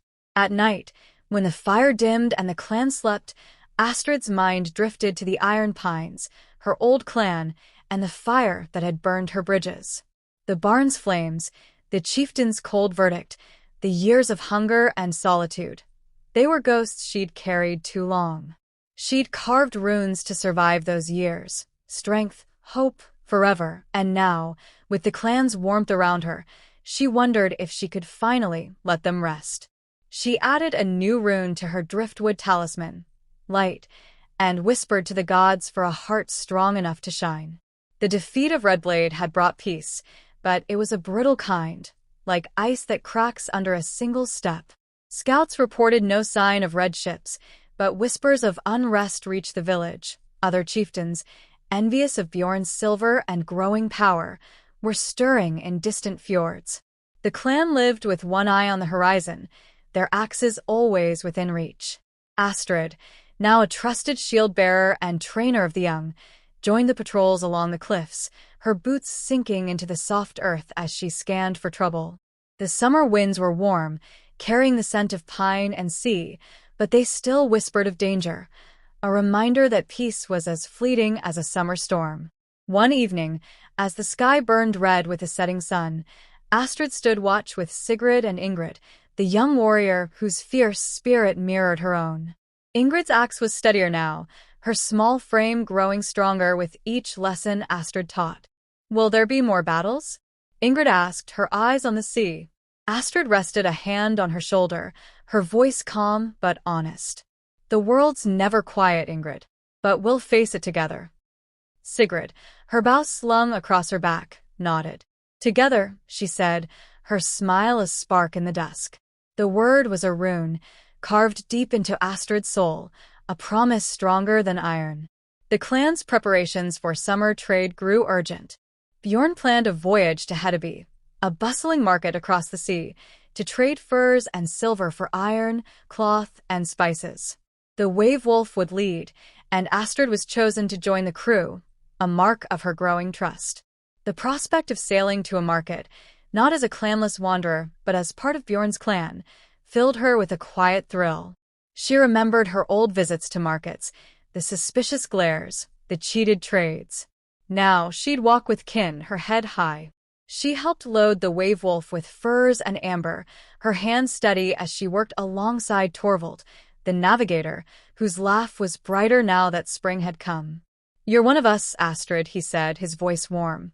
"Hedeby won't know what hit it." The voyage to Hedeby was smooth, the Wave-Wolf gliding over a sea that sparkled like polished silver. Astrid took her place at the oar, her hands sure, her heart light with the rhythm of the crew. At Hedeby, the market buzzed with life, merchants shouting, ships crowding the docks, the air thick with the scent of fish and spices. Astrid walked with Sigrid and Eric, her pouch of silver heavy from the raid, her shield slung across her back. Traders nodded to Bjorn's clan, their eyes no longer suspicious but respectful. Astrid bartered for a new cloak, its wool thick and warm, and a small iron knife, its handle carved with ravens. "For you," she said, handing the knife to Ingrid, who beamed, her fierce eyes bright. But the Norse world was never still. On the return voyage, as the Wave-Wolf sailed through a narrow strait, a horn blared from a nearby cliff. Strange ships, black-hulled, their prows carved with wolves, emerged from the mist, their oars beating a warlike rhythm. Not Redblade's men, but another chieftain's, one whose name the scouts hadn't whispered. Bjorn's voice roared over the wind. "To arms! Shield wall!" Astrid grabbed her shield and axe, her heart steady as she joined Sigrid, Eric, and Ingrid on the deck. The Wave-Wolf braced for impact as the black ships closed in, their warriors leaping aboard with axes raised. The battle was chaos, shields clashing, arrows hissing, the sea swallowing the fallen. Astrid locked her shield with Sigrid's and Eric's, their wall a bulwark against the enemy's charge. Ingrid, small but fierce, stood behind them, her axe ready. A warrior lunged at Astrid, his sword flashing. She deflected it, her axe biting into his arm, and he fell. Sigrid's arrows flew. Eric's sword sang, and Ingrid struck when a gap opened, her axe finding a raider's leg. The chain held, but the cost was high, blood on the deck, kin wounded. Astrid shielded Ingrid from a spear, her arm jarring, and felt the girl's gratitude in her fierce grip. The battle turned when Bjorn's crew outmaneuvered the black ships, the Wave-Wolf ramming their lead vessel. Astrid fought beside her kin, her axe a blur, her shield splintering but holding. The enemy's chieftain, a wiry man with a wolf pelt cloak, fell to Bjorn's sword, and his ships retreated, their black hulls fading into the mist. The Wave-Wolf stood victorious, its crew bloodied but unbroken. Astrid, panting, checked on Ingrid, who clutched her axe, her eyes wide but proud. "You held," Astrid said. The longhouse of Bjorn Ironside stood as a haven in the summer's glow, its timbers warmed by the long days, its firelight a gentle flicker against the endless twilight. Astrid sat among her kin, her shield propped against the wall, its scars from battles at the pass, the fjord's mouth, and the clash with the black-hulled wolf ships now a map of her belonging. The iron ring around her neck, Bjorn's token, rested warm against her skin, a steady anchor to the oath she'd kept through blood and storm. The scald song of the Wave-Wolf's triumphs, over Harold Redblade, over the unknown chieftain's raiders, still echoed in her ears, her name a bright verse in the clan's saga. The peace that followed the summer's battle was a fragile gift, and Astrid, no longer no clan, knew it was a fire that needed tending. Her roots in the clan were strong but still growing, and the Norse world was never one to let peace linger. Summer bloomed across the fjord, the fields golden with barley, the sea sparkling under a sky of endless blue. The clan turned to the season's tasks, trading in distant markets, harvesting crops, and readying longships for the raids that would carry them into autumn. Astrid found her rhythm in this life, her hands sure as she worked alongside her kin. She helped Sigrid stack hay, their laughter weaving through the hum of bees as they worked under the warm sun. Eric One Eye, his grin as sharp as his sword, taught her to read the currents for fishing, his one eye glinting as he showed her how to cast nets. "You're no wanderer now, Astrid," he said, tossing her a fish to gut, his laughter dodging her playful glare. Gudrun, the seamstress, handed her a bundle of linen to sew into tunics, her gruff nod a quiet pride. "You're steady, girl," she muttered, and Astrid felt the words settle like sunlight in her chest. These moments, bright as summer flowers, wove Astrid deeper into the clan. Sigrid's warm camaraderie, Eric's rough humor, the shared weight of a meal in the longhouse, they were the threads of a life she'd thought lost to her exile.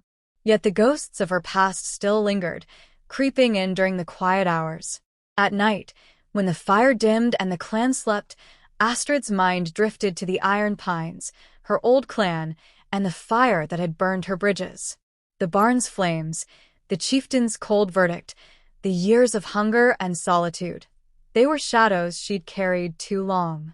She'd carved runes to survive those years, strength, hope, legacy, and now, with the clan's warmth around her, she wondered if she could finally let them fade. She added a new rune to her driftwood talisman, Dawn, and whispered to the gods for a heart strong enough to embrace the light. The defeat of the Blackhold Raiders had secured the fjord, but peace in the Norse world was as fleeting as a summer storm. Scouts brought whispers of unrest. Chieftains from distant lands, stirred by tales of Bjorn's silver and growing power, were forging alliances, their ships gathering like wolves on the horizon. The clan lived with one eye on the sea, their axes always within reach.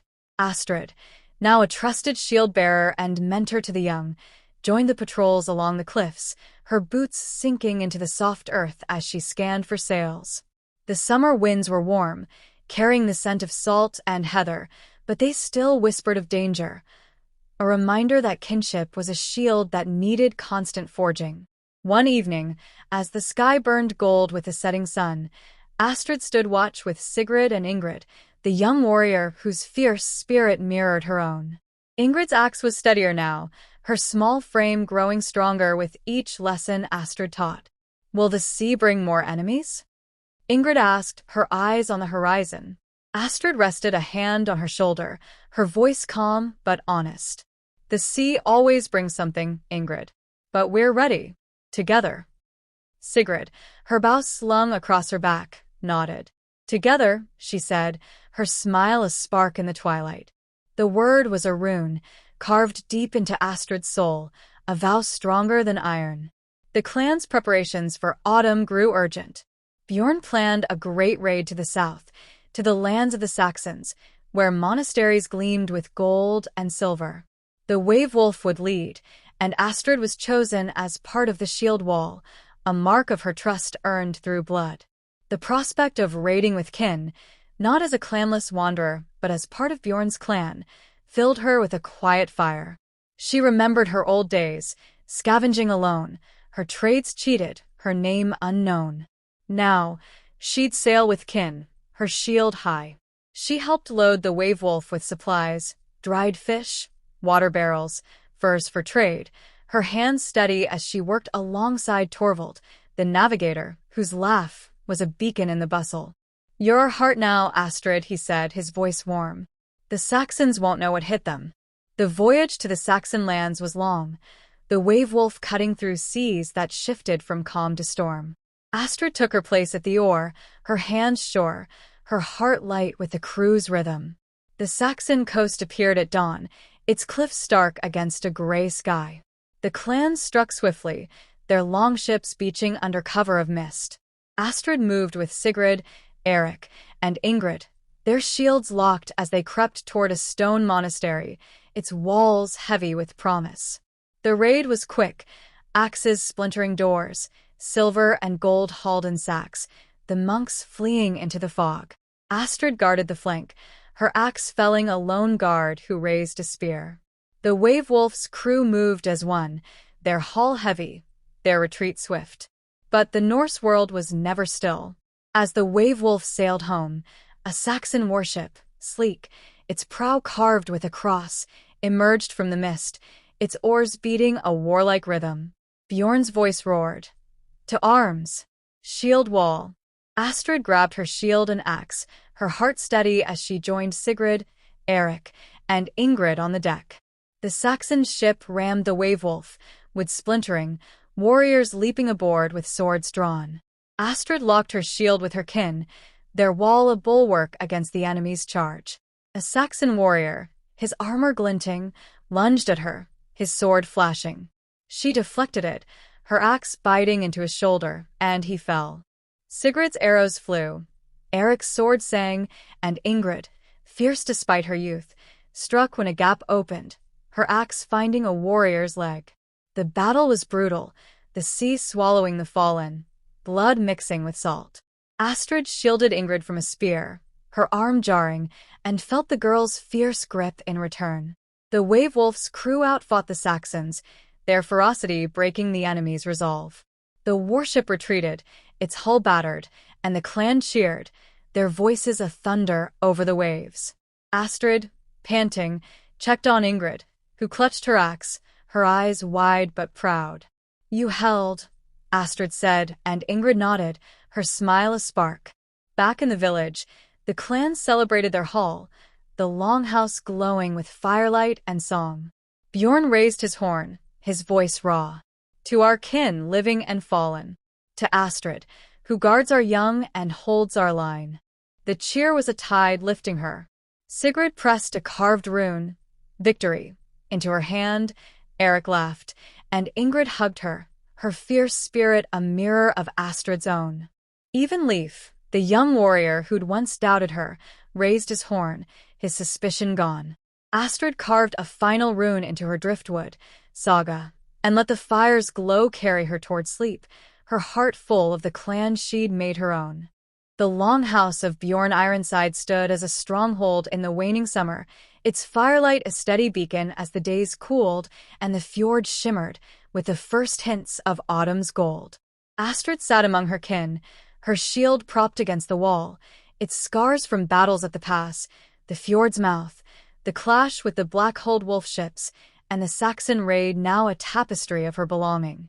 The iron ring around her neck, Bjorn's token, rested warm against her skin, a quiet anchor to the oath she'd kept through blood, storm, and fire. The skald's song of the Wave Wolf's triumphs, over Harold Redblade, the unknown chieftain's raiders, and the Saxon warship, still echoed in her ears, her name a shining verse in the clan saga. The peace that followed the Saxon raid was a fragile gift, and Astrid, no longer no clan, knew it was a fire that needed constant tending. Her roots in the clan were deep, but the Norse world was never one to let roots grow unchallenged. Autumn crept into the fjord, the fields heavy with the last of the harvest, the air sharp with the scent of turning leaves and salt. The clan turned to the season's tasks, storing grain, drying fish, and readying longships for the winter's quiet or the raids that might come with spring. Astrid found her rhythm in this life, her hands sure as she worked alongside her kin. She helped Sigrid stack barrels of salted cod, their laughter weaving through the hum of the shore as they worked under the fading sun.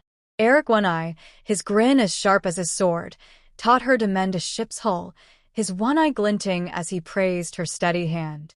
"You're no wonder now, Astrid," he said, tossing her a mallet to hammer a plank. Gudrun, the seamstress, handed her a bundle of wool to weave into cloaks, her gruff nod a quiet pride. "You're steady, girl," she muttered, and Astrid felt the words settle like a warm ember in her chest. These moments, bright as autumn leaves, wove Astrid deeper into the clan. Sigrid's warm camaraderie, Eric's rough humor, the shared weight of a meal in the longhouse, they were the threads of a life she'd thought lost to her exile.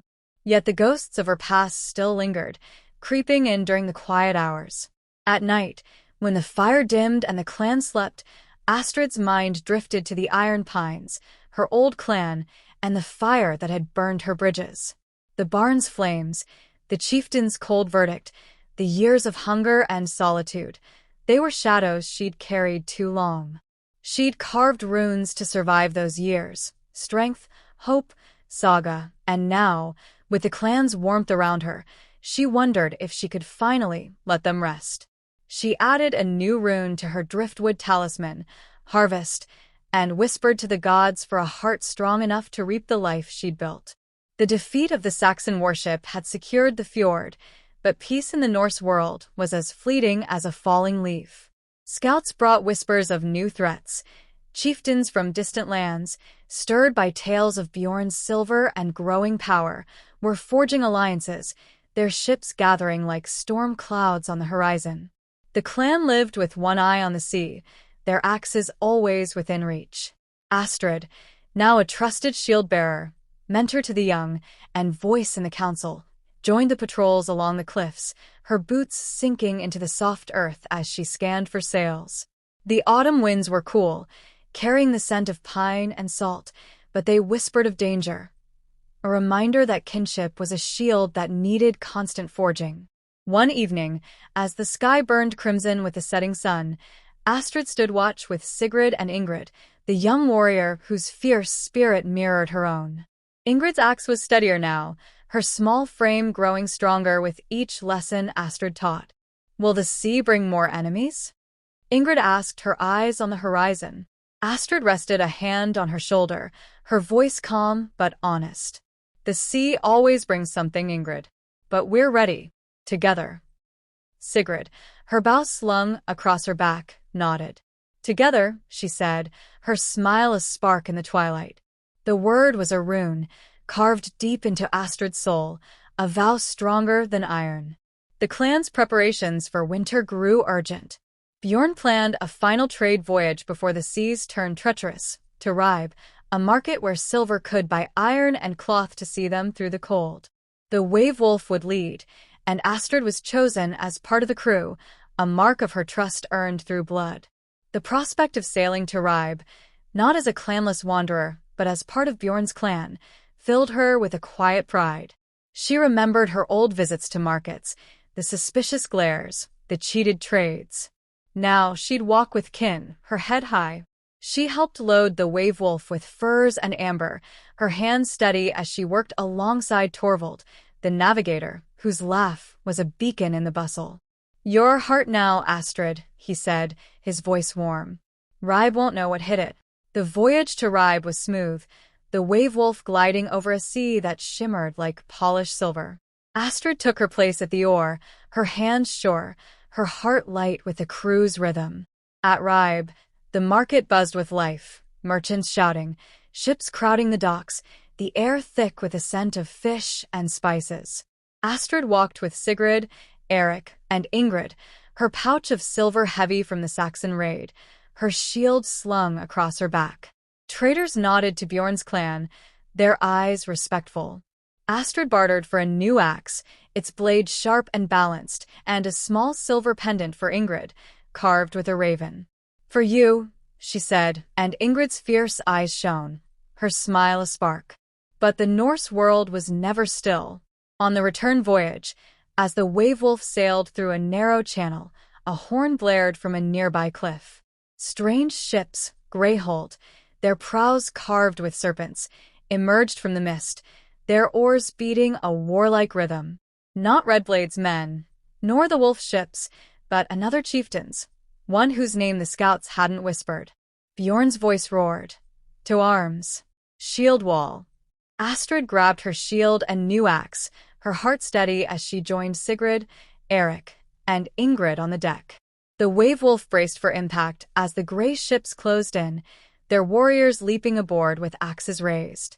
The battle was chaos, shields clashing, arrows hissing, the sea swallowing the fallen.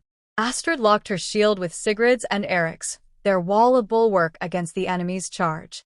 Ingrid, small but fierce, stood behind them, her axe ready. A warrior lunged at Astrid, his sword flashing. She deflected it, her new axe biting into his arm, and he fell.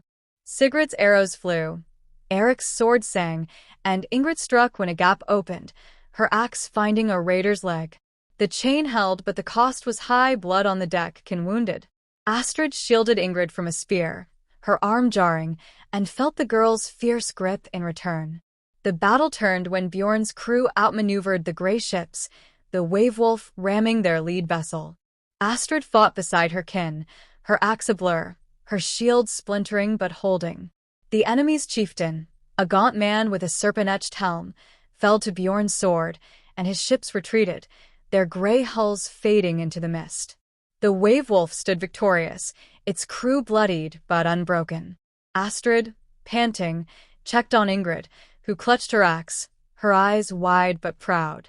"You held," Astrid said, and Ingrid nodded her. The longhouse of Bjorn Ironside stood as a bastion in the cooling autumn, its firelight a steady beacon as the fjord turned gold and crimson with the turning leaves.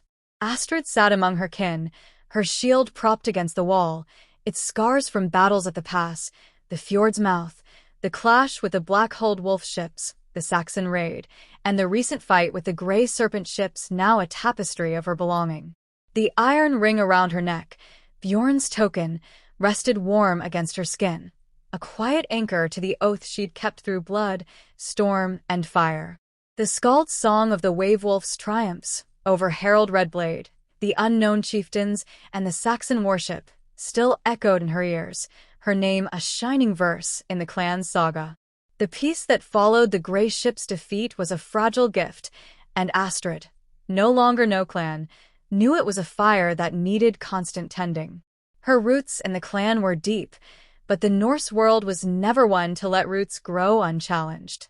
Autumn settled over the fjord, the fields heavy with the last harvest, the air sharp with the scent of frost and salt. The clan turned to the season's tasks, storing grain, smoking fish, and readying the longships for the winter's quiet or the raids that might come with spring. Astrid found her rhythm in this life, her hands sure as she worked alongside her kin. She helped Sigrid stack barrels of dried herring, their laughter weaving through the hum of the shore as they worked under the fading sun. Eric One Eye, his grin as sharp as a sword, taught her to carve runes into a new shield, his one eye glinting as he praised her steady hand. "You're no wanderer now, Astrid," he said, tossing her a chisel to finish the work. Gudrun, the seamstress, handed her a bundle of wool to weave into blankets, her gruff nod a quiet pride. "You're steady, girl," she muttered, and Astrid felt the words settle like a warm ember in her chest. These moments, bright as autumn's glow, wove Astrid deeper into the clan. Sigrid's warm camaraderie, Eric's rough humor, the shared weight of a meal in the longhouse, they were the threads of a life she'd thought lost to her exile. Yet the ghosts of her past still lingered, creeping in during the quiet hours. At night, when the fire dimmed and the clan slept, Astrid's mind drifted to the iron pines, her old clan, and the fire that had burned her bridges. The barn's flames, the chieftain's cold verdict, the years of hunger and solitude. They were shadows she'd carried too long. She'd carved runes to survive those years, strength, hope, eternal. And now, with the clan's warmth around her, she wondered if she could finally let them rest. She added a new rune to her driftwood talisman, Renew, and whispered to the gods for a heart strong enough to embrace the life she'd built. The defeat of the Grey Serpent ships had secured the fjord, but peace in the Norse world was as fleeting as a falling leaf. Scouts brought whispers of new threats. Chieftains from distant lands, stirred by tales of Bjorn's silver and growing power, were forging alliances, their ships gathering like storm clouds on the horizon. The clan lived with one eye on the sea, their axes always within reach. Astrid, now a trusted shield-bearer, mentor to the young, and voice in the council, joined the patrols along the cliffs, her boots sinking into the soft earth as she scanned for sails. The autumn winds were cool, carrying the scent of pine and salt, but they whispered of danger, a reminder that kinship was a shield that needed constant forging. One evening, as the sky burned crimson with the setting sun, Astrid stood watch with Sigrid and Ingrid, the young warrior whose fierce spirit mirrored her own. Ingrid's axe was steadier now, her small frame growing stronger with each lesson Astrid taught. "Will the sea bring more enemies?" Ingrid asked, her eyes on the horizon. Astrid rested a hand on her shoulder, her voice calm but honest. "The sea always brings something, Ingrid. But we're ready. Together." Sigrid, her bow slung across her back, nodded. "Together," she said, her smile a spark in the twilight. The word was a rune, carved deep into Astrid's soul, a vow stronger than iron. The clan's preparations for winter grew urgent. Bjorn planned a final council before the seas turned treacherous, to strengthen alliances with neighboring clans and prepare for the threats that might come with spring. The Wavewolf would sail to a gathering at Koppang, a trading hub where chieftains met to forge bonds or settle grudges. Astrid was chosen as part of the crew, a mark of her trust earned through blood.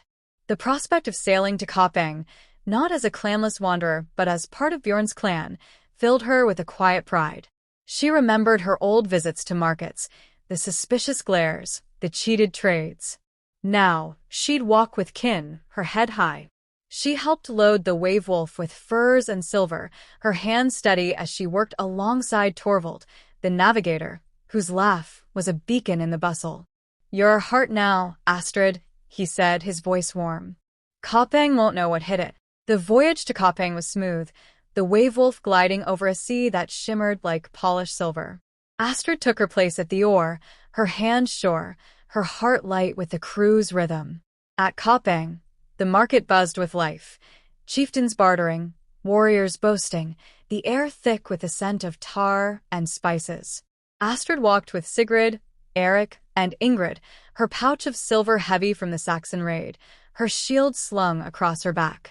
Chieftains nodded to Bjorn's clan, their eyes respectful. Astrid bartered for a new cloak, its wool thick and warm, and a small iron ring for Ingrid, carved with a wolf. "For you," she said, and Ingrid's fierce eyes shone, her smile a spark. But the Norse world was never still. At the council, tension simmered, chieftains argued over trade routes, old grudges flared, and whispers of a new threat emerged.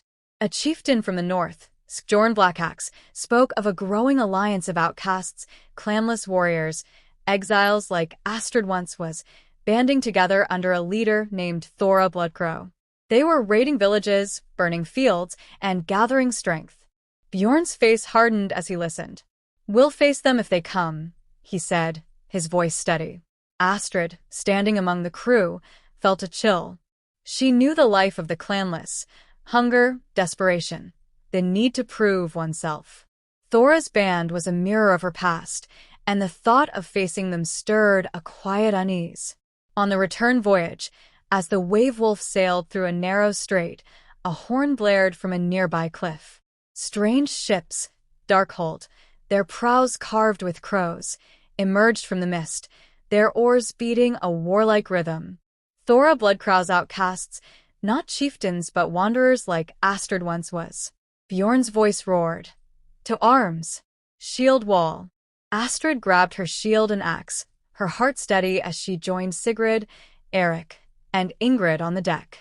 The wave wolf braced for impact as the crow ships closed in, their warriors leaping aboard with axes raised. The battle was chaos, shields clashing, arrows hissing, the sea swallowing the fallen. Astrid locked her shield with Sigrid's and Eric's, their wall a bulwark against the enemy's charge. Ingrid, small but fierce, stood behind them, her axe ready. A warrior lunged at Astrid, her eyes wild with the desperation Astrid knew too well. She deflected the blow, her axe biting into the woman's arm, and she fell. Sigrid's